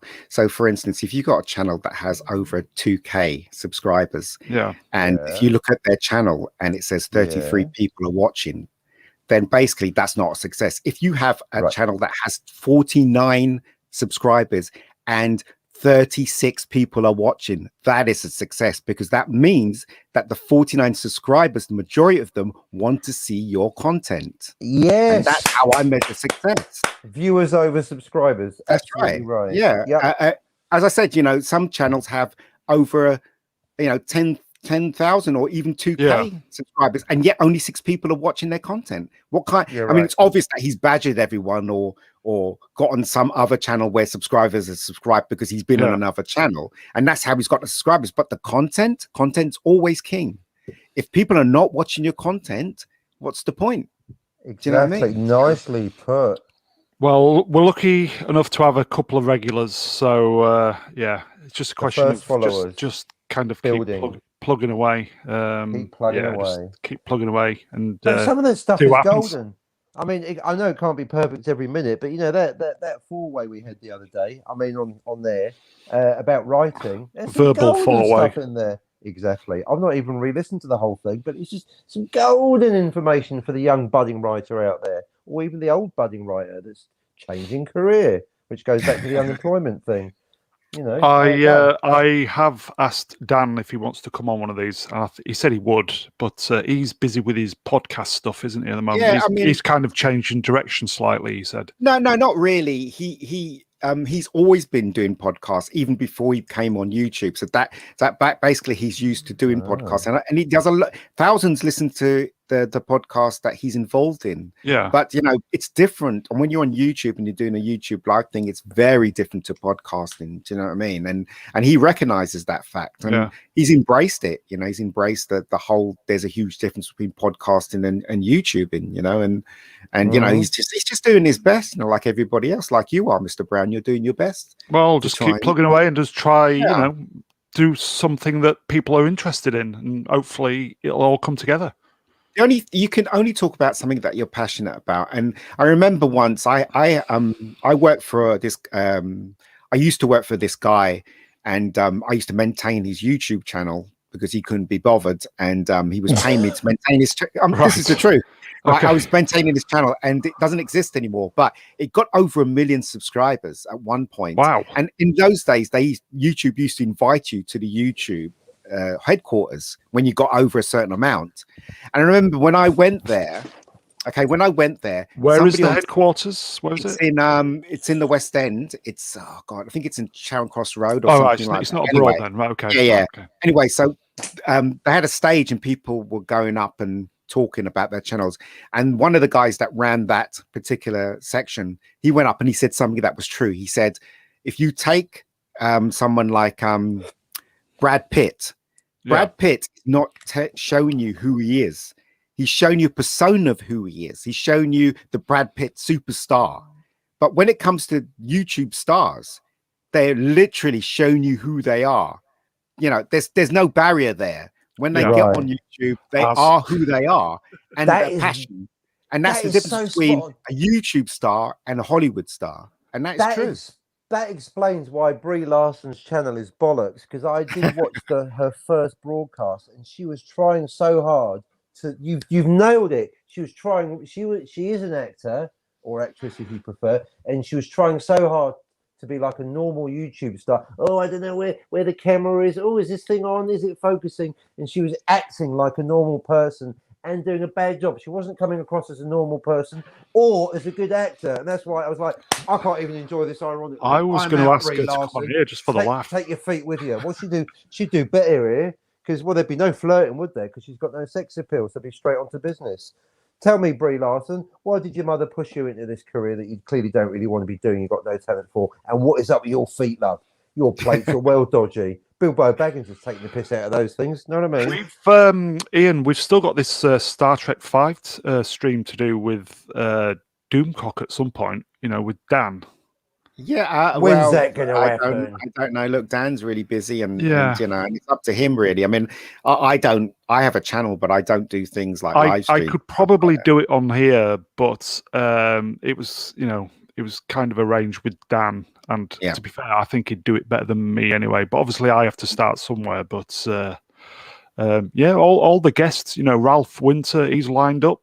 I haven't spoken to Ralph for a few weeks, so. Mm-hmm. Doomcock wants to do it as a courtesy for all the kind of stuff I do for him. Yeah. And Spice Williams, you know, the Klingon, she is in. So it's just a question of kind of when Dan says go, go, go. So I hope he doesn't see what I've called myself today then. Oh, yeah. you told me to change it. Did you notice? Cockney Doom Spock. You know, today. I just love talking about movies and you know, any kind of movie, really, especially the ones I'm passionate about. I'm obviously passionate about all the Star Trek movies. Yeah. And you know, when I said I remember when I was talking to Was it Doomcock? Yeah, it was Doom. Yeah, the 3 one. Yeah, No, it was Bostrek. Oh, okay. And he said he was going to be doing Star Trek 3 with the Drinker. I said, "Oh, just get me on, mate, because I love Star Trek 3. It's probably the best one out of all of them, in my opinion." And I was on with Drinker and Bostrek talking about Star Trek 3 and loads of things that I was quite surprised. Loads of things that Drinker didn't recognize about Star Trek 3. Like, for instance, I've only seen it mentioned once on the internet. Do you remember the scene? You know Star Trek 3, guys? No, I'm taking notes. You give me some homework here. Right, so there's a bit in Star Trek 3 where the Spock that's growing up, obviously, on the planet, he goes through pond fire. So there's a scene in it where it's voiced by Megatron, by the way. Okay, right. So basically, when everything's all shaking, the whole place is shaking. Savick goes out and she sees this tree, and the tree is meant to collapse slightly because he's connected to the planet. And in the tree, you can see a Klingon. And a lot of people don't see it, but if you look closely in that scene, for no apparent reason, there's a Klingon in the tree that falls out the tree, or it's inside the tree that falls out. And I said that to Critical Drinker, and Critical Drinker said, "Really?" And I was really surprised because Critical Drinker is meant to be the man that sees everything in movies, and he didn't see that blunder that was in Star Trek 3. And it's still in the film. No one sees everything. Yeah, exactly. Doomcock didn't see the spit. Drinker is great.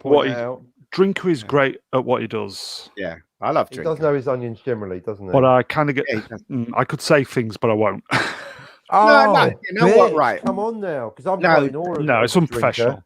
I think Drinker is amazing. I think what he does. Yeah, I do. What he he's great. Don't get me wrong. Yeah, he's great. The way he says it is very original, and that's why he deserves all the viewers that he gets. Yeah, no, exactly. Totally. He is one of the ones that deserve it because he's got this great knack. He makes some great series. We need him on here, but he does it in a kind of self-parody character. Yeah. But once you get, which makes it amusing and fun to watch. But if you get beyond that, everything he says is true, serious, and correct. Oh yeah, of course it is. So now I'm really curious what you got against him. He's almost like the perfect man. He's intelligent. I kind of funny, drunk, and handsome. Listen, what more do you want? And listen, I've said it before. I'll say it again.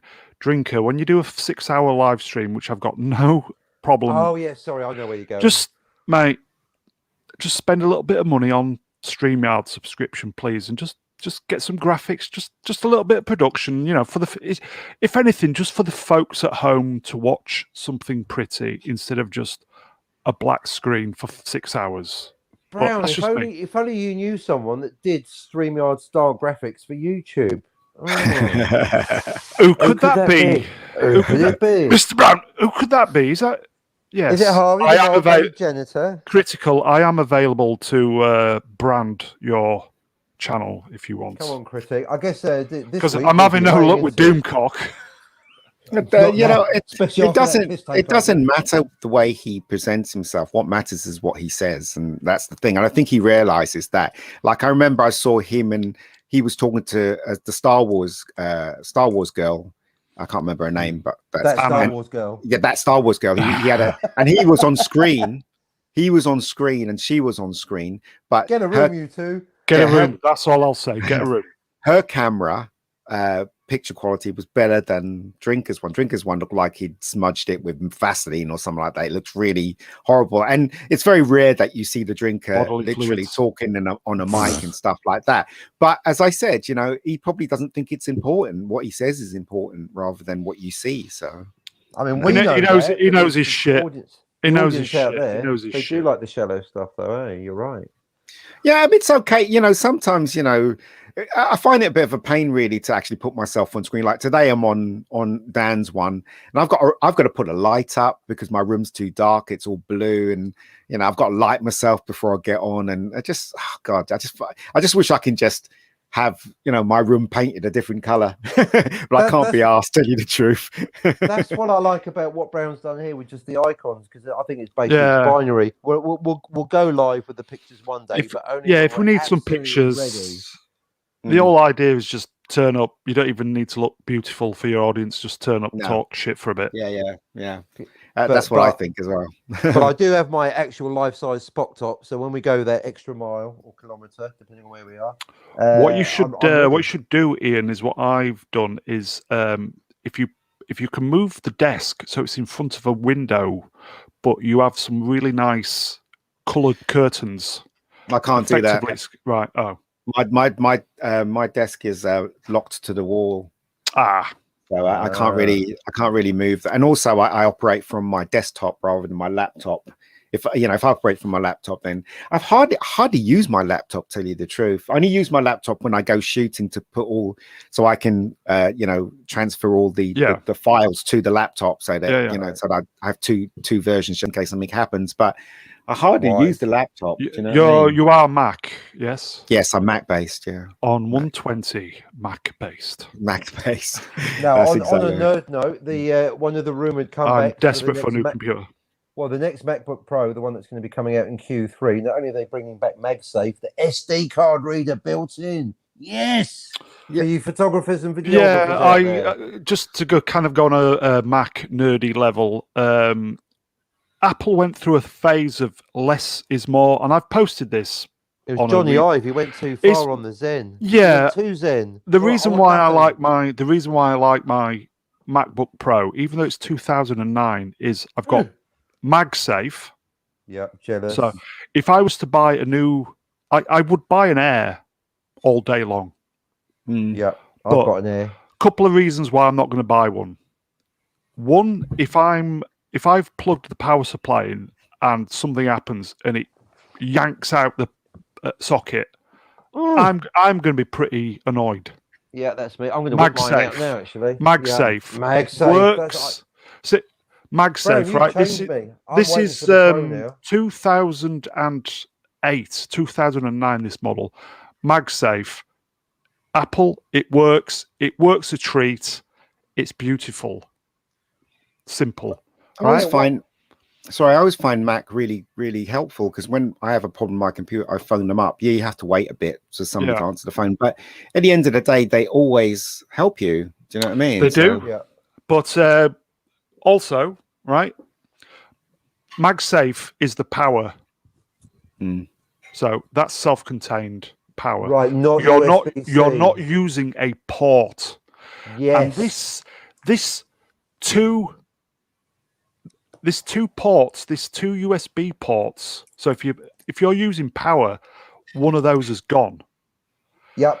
I can't understand right now. this. Correct. They're just trying to make something look very pretty and very minimal, and not form before function, basically. Yes, it should be function before form. The reason why I like my 15-inch MacBook is the fact that it's got MagSafe Ethernet port, which is Ethernet, fair enough. It's got it's all FireWire. Can you believe it? Yeah, it's got two USB, and more importantly, and this is obviously I don't do such things, but I know for somebody like Ian or anybody who's into photography, it's got an SD slot. Yeah, mine's got an SD slot. That's what I'm missing. And you know what? Apple, bring it back. You design great stuff. Don't get me wrong, but less ain't more. Not on this occasion. I want a laptop. If I'm going to spend a lot of money on a laptop, I want something that's got everything I need, not something where I have to purchase additional stuff. More, yes. But there's that story about one of the people that work for Mac, and he had to share a cab with someone that's Microsoft guy, and the Microsoft people just came out with was it called Zoom, where it had all the music on.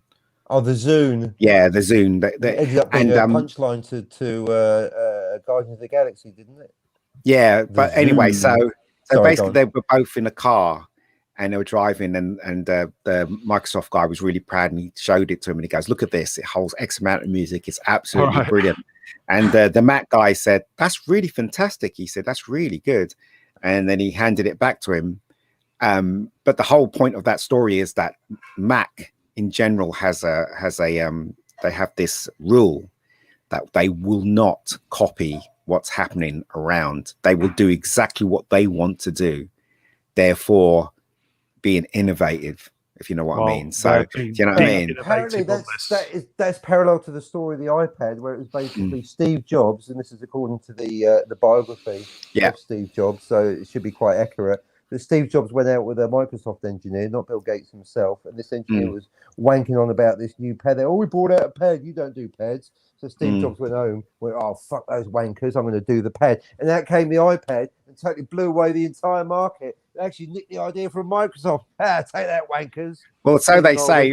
But, you know, there's that Bill Burr joke where he was saying, why we hailing this guy? What's his name again? The guy who does Mac. The one who died, Steve Jobs. Steve Jobs. Why are we hailing him? He goes, all he did was he went into the what is it, the scientists or the engineers? Park. Yeah, engineers one day, and he said, "Look, I want all this music in that small thing. Now do it." And he walks off. You know, and that's the contribution that he's you know, to Mac. It wasn't him that did it. It was all the engineers that figured it out. You know what I mean? That's why from the early days, Steve Wozniak is actually the real genius, not Steve Jobs. And if I was Apple, I'd be hiring back Steve Wozniak. I've said on a previous stream, the guys from Star Trek: The Next Generation invented the iPad. Of course they did.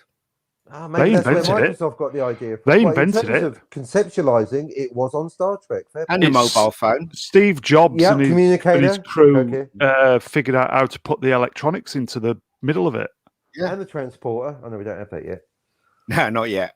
Not yet. So whoever the production designer on TNG was who came up with that, he's the person who invented it. If conceptualizing is invention, then yes, because that's the first time it appeared, right? That's the first show. Yeah, fair point. But yes, quickly going back to the MacBook.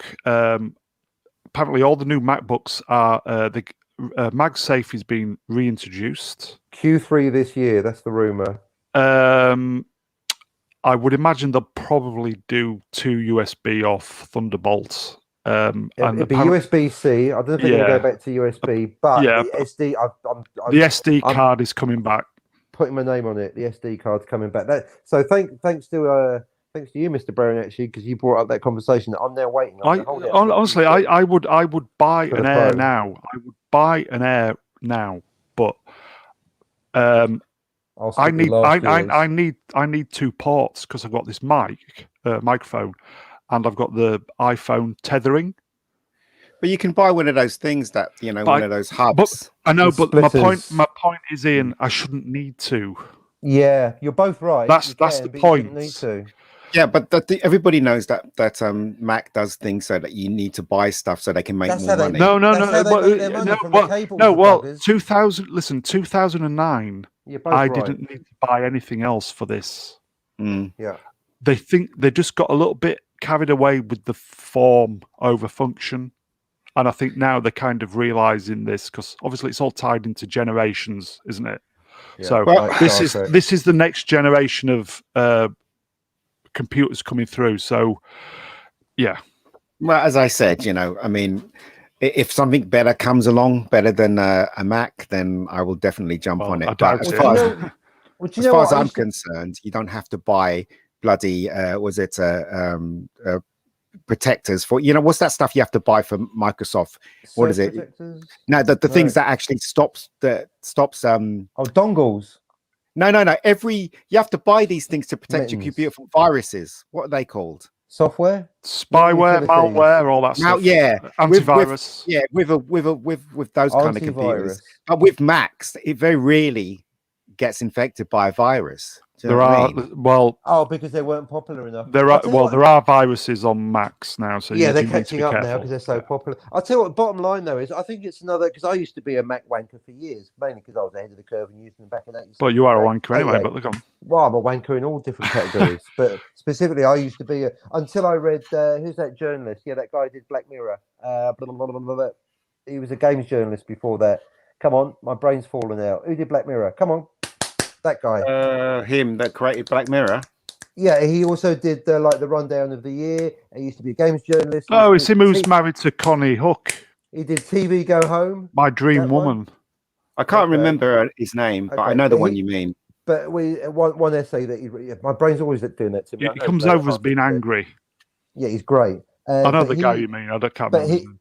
but he wrote an article about basically Mac wankers wanking on about how great Macs are, and it got me thinking, like, oh fuck, I'm one of those, and especially after they became number. So basically, for me, it's identity politics. I mean, this is obviously the exception that proves the rule, because we are all talking about it. But basically, I'm like, I don't care what you use. In fact, I learned this from when I was doing Photoshop training, that when you get down to it, Photoshop is pretty much the same on a Mac or a PC. So once you're in the software, the control key instead of the command key. So basically, I don't care what machine you're using. Pop out whatever laptop you want in the cafe. What's the script like? What's your 22-second promo like? You know what I mean? What are your graphics like? I don't care if it's on a Mac, a PC, whatever, pen and paper. Just give me the stuff. It's more identity politics. I personally like Macs, but I don't really care anymore. Ian, I do for the sound, but what it's not a Adobe lifestyle stuff choice. What Adobe stuff you using, Ian?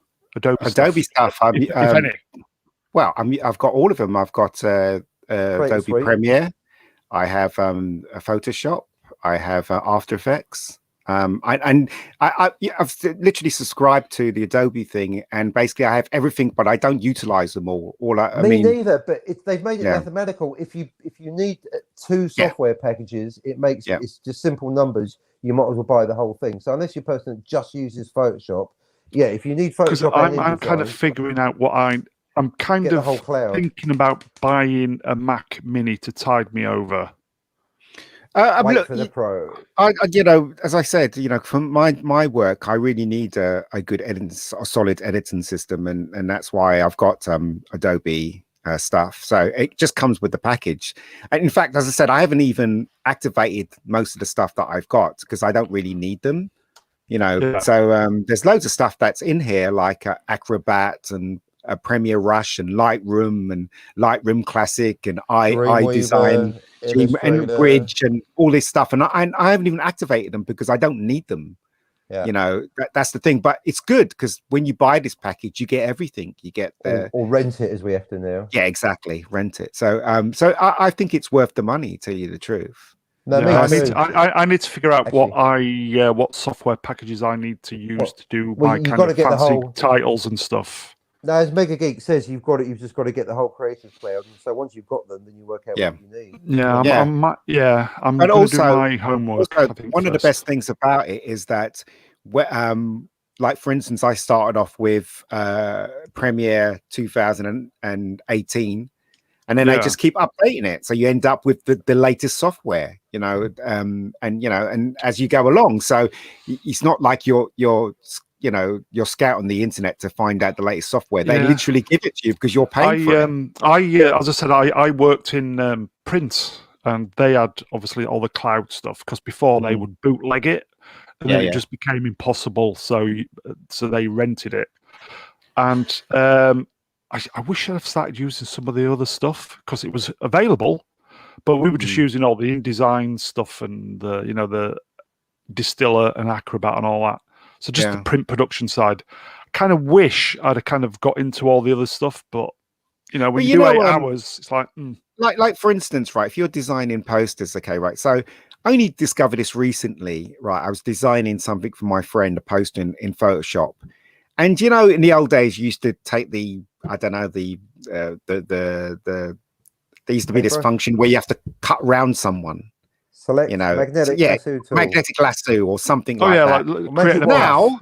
Now on Adobe Photoshop, you've got this thing called subject, and you just press subject and it finds the subject. So if it's some guy standing in the middle of your photograph, you press subject, it finds the guy and it cuts him out for you.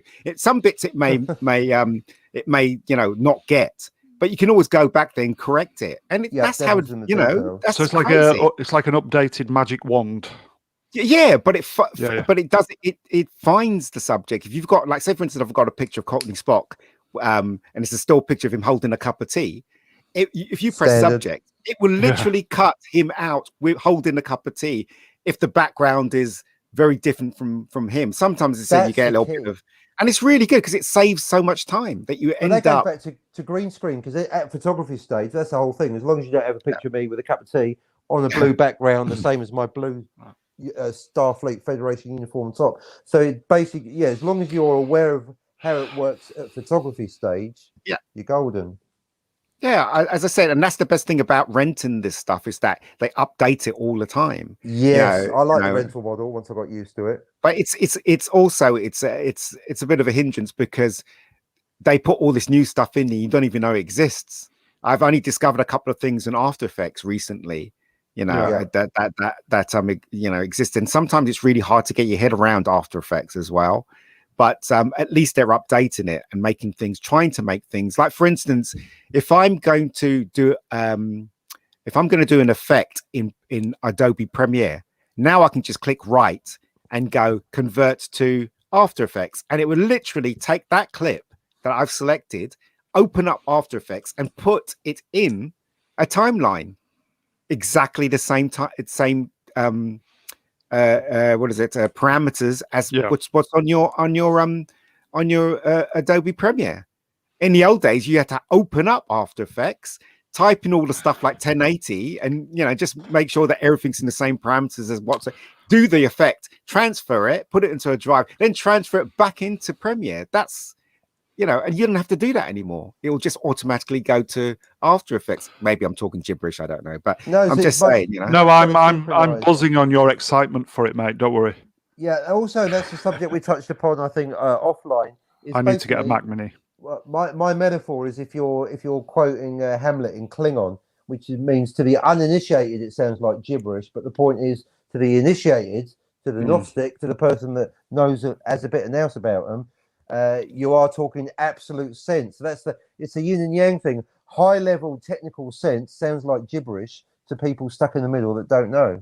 Yeah, I know that very well because I used to be one of those people that didn't understand certain things, and it just takes time and effort to get to learn more, and Well, as you said, there's too much to learn. I mean, because I used to do a bit of Photoshop training, but the way we sold the course was we called it Photoshop Essentials, because the point was that Photoshop is so powerful, it does so much, it's too complicated. So we're actually going to do the opposite. We're not going to try and teach you every single thing.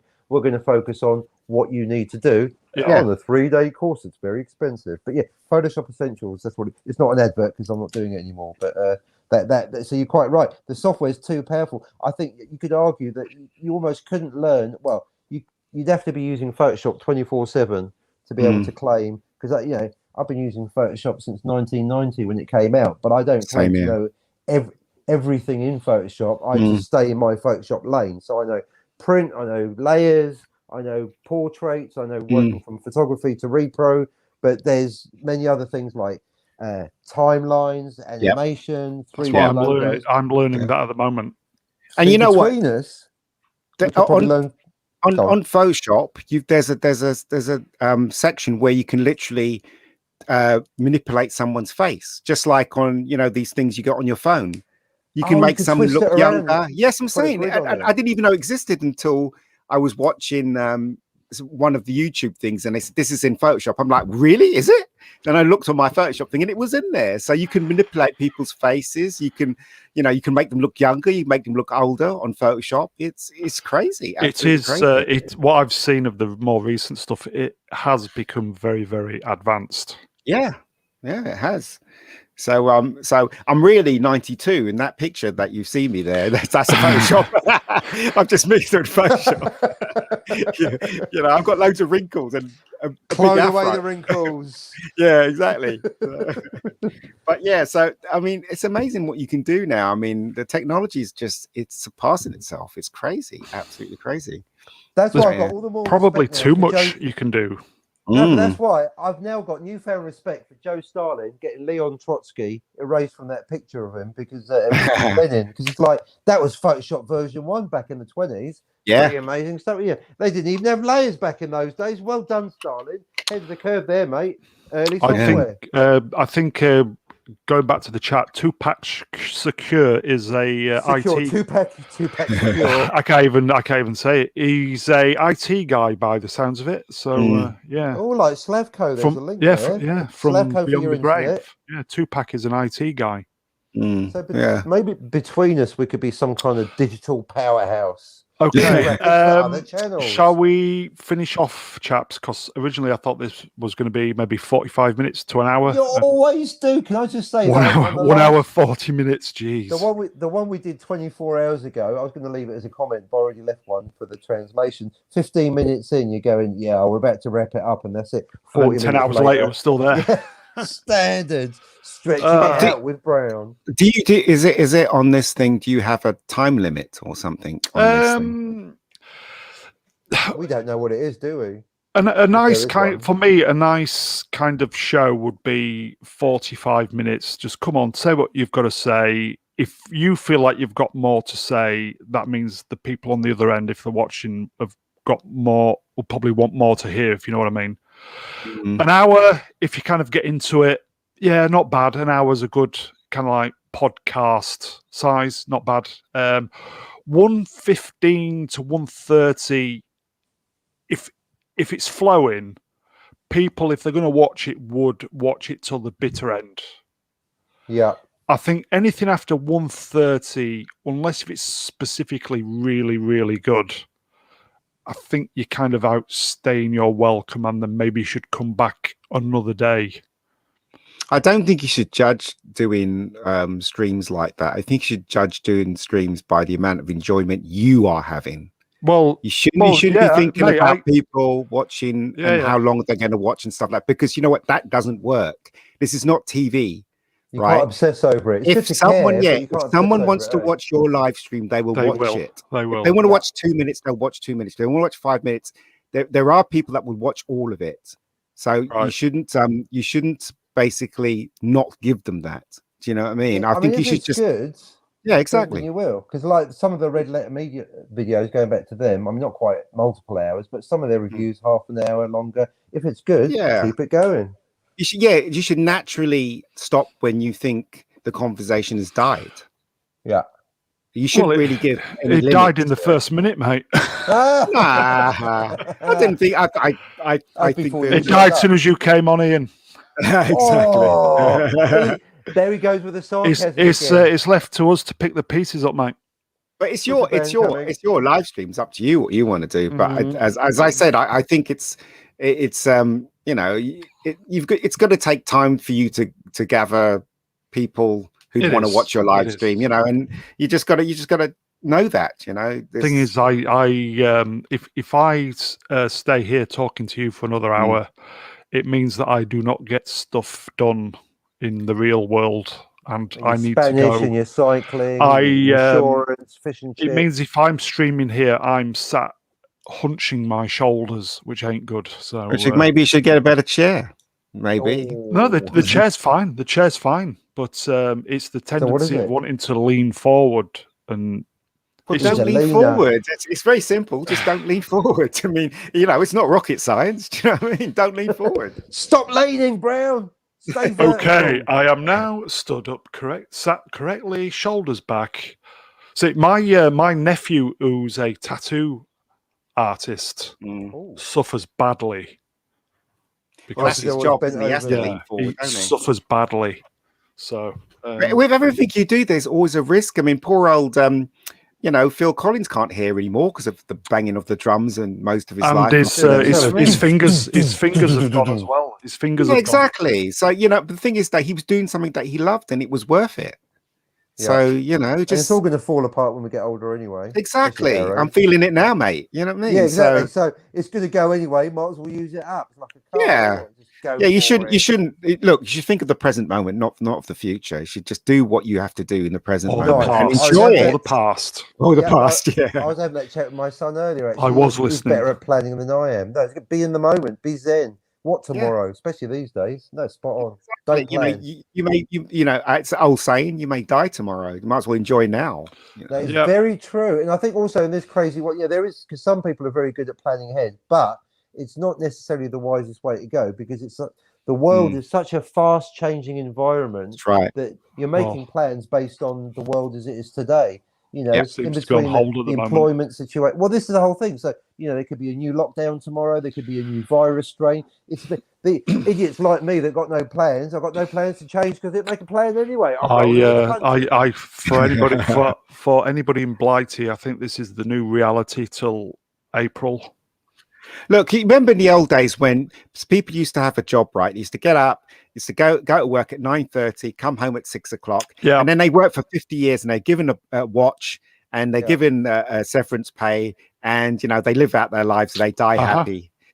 Doesn't happen anymore. When your parents used to say to you, "Go to school, get some qualifications, then you're set for life," it's bollocks. That doesn't work anymore. None of that works anymore. That changed on my first day of the job back in '88. It was basically my first job was full time, but yeah, I went into the temp environment pretty quickly. It's just it's the way of the future.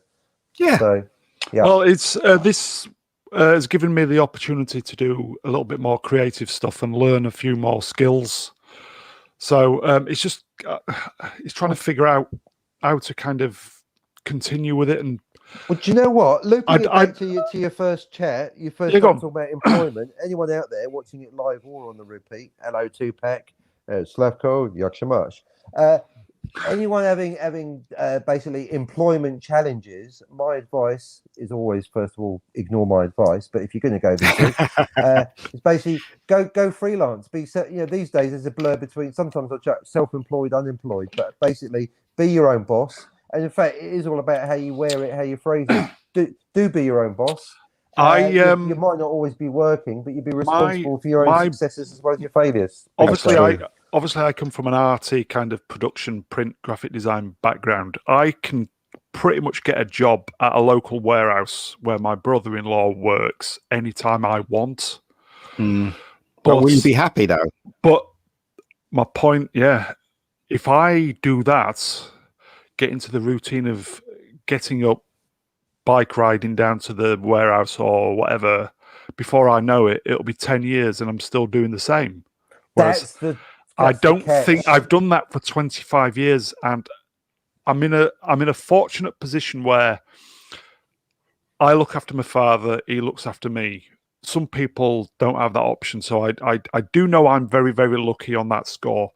But for me, I'd be kind of happy doing maybe a couple of commissions for a YouTube channel, or a little bit of design work during the week. And then I'm qualified in sports massage.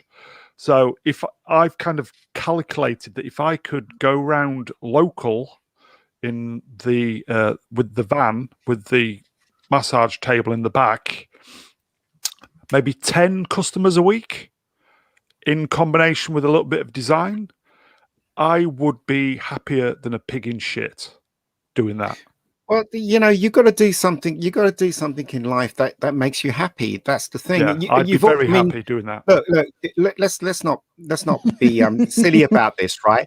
Listen, everybody should pursue what they really want to do, but you also got to take a realistic side as well.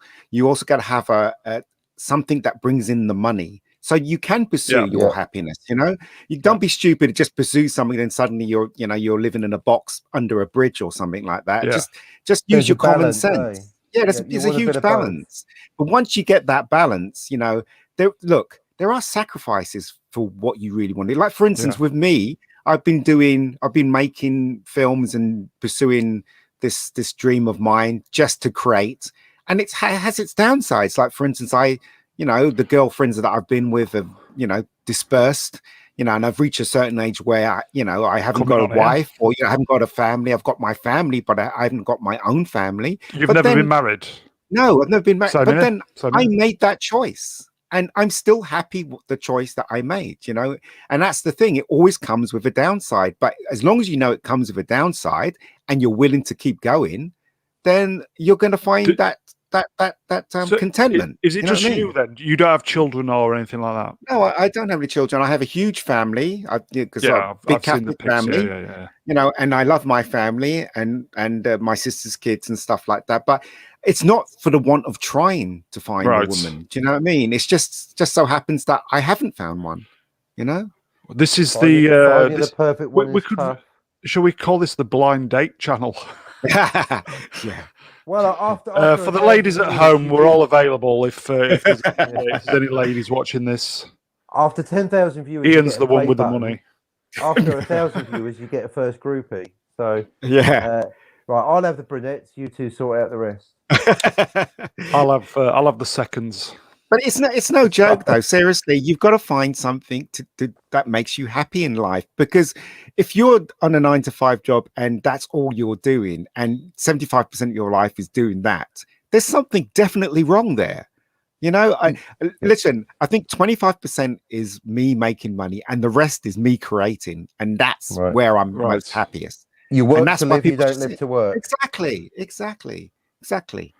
I think people should consider that, you know, because it seems to me that your corporate jobs are basically paying for your Doctor Who adventures. Exactly. Right. It paid for Rebecca Gold. It paid for you know, this Doctor Who thing that I'm doing. It's paying for the equipment that I've just brought, a Black Magic camera.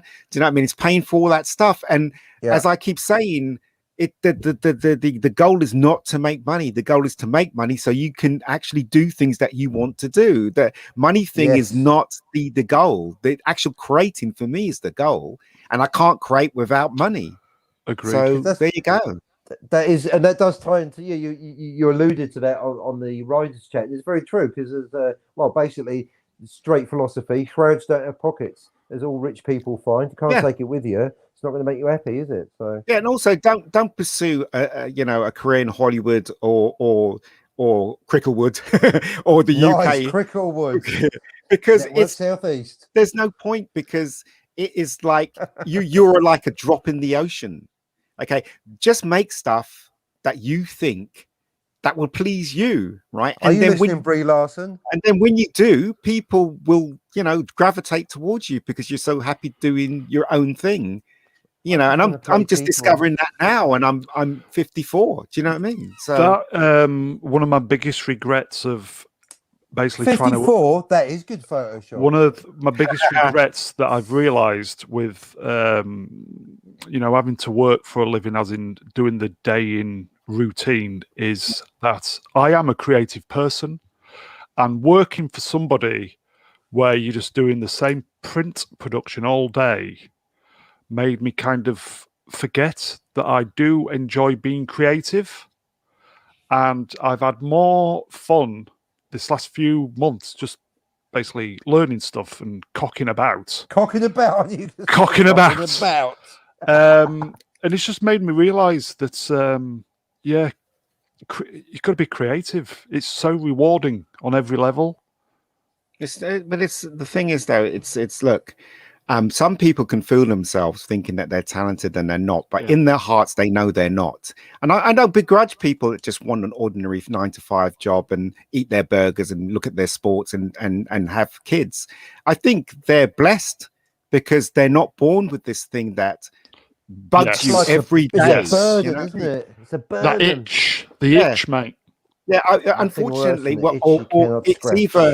it's either a curse or a gift.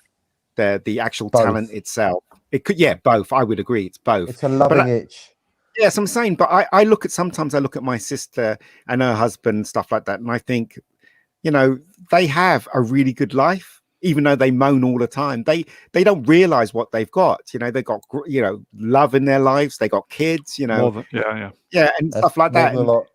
And they look at me and think, you've made all these films. You've made it, Ian. You've made it. Not really. But you've sacrificed certain things to do that. Well, it's not for want of trying. That's the thing, So I'm just when I was a lot younger, I used to really feel depressed and think to myself, why hasn't anything happened and stuff. And then I realized, it's not about the Hollywood thing. It's not about all it is about is creating.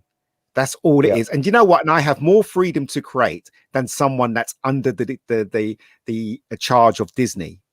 Do you know what I mean? I can create anything I want within reason with money. But these people, they have to, they're ruled by the studio, by rules and stuff like that. So I'm lucky in that sense.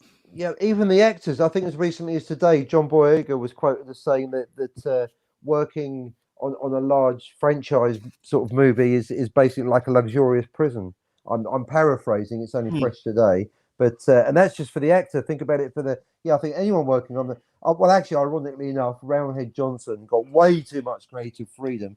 The one time there was no oversight, look what came out. But generally speaking, yeah, you're locked into the studio system. I guess who was going to do episode 9? Not Chris Terrio, Jurassic Park guy. Yeah, Trevorrow, Colin Trevorrow. Thank you, Colin Trevorrow. See, my brain's constantly doing this. Yeah, thank you. He had his ideas and he had them nixed, and they sounded like they would have been better than what they ended up using. So, well, all these people not that Brie Larson on the head. Although I'm kind of curious about it now. I would freedom, creative freedom. Brie Larson on here. Look, Brie Larson is a victim of what's actually happening today. She might be a victim. Or, she said a lot of dumb things, okay, right? But she's only young. Do you know what I mean? And she might turn around and said that she regrets saying it one day. You never know. Yeah, look at Sylvester Stallone when he made Judge Dredd. When he was doing behind I like that. Here we go again. Nice. Exactly. When he was doing all the behind the scenes stuff, he was bigging it up and everything, and he was saying this and he was saying that. And then years later, when they talked about Judge Dredd, he's like, well, it wasn't very good film, and what I mean. So that's a pretty good slice Stallone, right? Yeah, but that's what I'm saying. You've got to look at things in context. Brie Larson might literally be sitting there thinking, shit, that bloody Captain Marvel film was absolute bollocks, but she's not allowed to say it. Might be the case. Who knows? Who knows? That indie film. We're a little bit more forgiving as well, aren't we? But I think didn't she do some indie film? I don't know if she wrote it. It's like she did, yeah. Painting. So see, I'd be more interested in that because that seemed more like a small passion project. She was in Scott Pilgrim as well. And also, I saw that film, the one with the child, and she was locked into a room. I can't remember what it was called now. And she was really good in it. Before she became engulfed in this Marvel / Disney thing. She's a good actress. She won an Oscar. We don't completely hate you, Brie. Come on board, Brie. Get on the show. I don't hate Brie. I don't hate the guy. It was me being negative about Brie. Right, you make me realise we're all people. She's a people. Exactly. I find certain people laying into her, to be honest, me, more offensive. I feel bad but you now. know what, right? Look, just let her do her thing, right? She has every right to do her thing, and everyone has every right to criticize her. I'm going to subscribe to her channel now. Right? What we shouldn't do is we shouldn't wish bad health or bad ill on any of those people at all. Let them do their thing, whatever. If you are a big star, you have to be prepared to be criticized. That comes with the job. Indeed. Yeah. So, but you're right. Never make it personal. Never go hateful. Just criticize. Well, actually, I am guilty of saying Saroon of Roundhead, but you can call me Cockney cunt, and that's it before you've even seen me on camera. But sorry, I'm guilty of calling chin balls chin balls. I call chin balls chin balls. Yeah, but it's with love, though, isn't it? Well, it's not with a love, because I really don't like what he does. I think I don't have any respect for him, because I think what he's writing is what's that word divisive? Again? Divisive. And I also think that he deliberately not divisive for the record. As well, to destroy something that everybody loved, and I don't like him for that. But that's personally, the point, because of what he's done. You're right. So it's basically what he's done in business. So you're not really, his chin can be any shape it likes. I don't care. To be easy to take the piss out of. Yeah, I'm not going to go to his house and burn his house down, or or kill his kids or anything like that. I'm not going to do any of that stuff. All I'm concerned about is legal statement at 157.30. Yeah, you know what I mean. That's all I'm concerned about. And what he's doing to the show is bad. That's I've got nothing against him. Good luck to him. Which leads me nicely on. So you're with Dan this afternoon, did you say? Yeah, 4:00. Yeah. Is it more Doctor Who? Yes, more Doctor Who. But it's his ones are really fun. We don't really go down the rabbit hole and slagging off Jodie and the rest of them. We talk about certain things. He's a very good. Dan's very good at organizing stuff, and he has his show planned out. So that he's a planner. Yes, I do get that totally. He's the architect.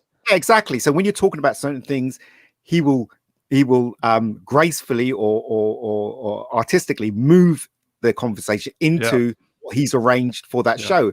He has loads of pictures they put up. He has subject matters that we need to talk, and that's his strength. Yeah, the Star Trek 5 show.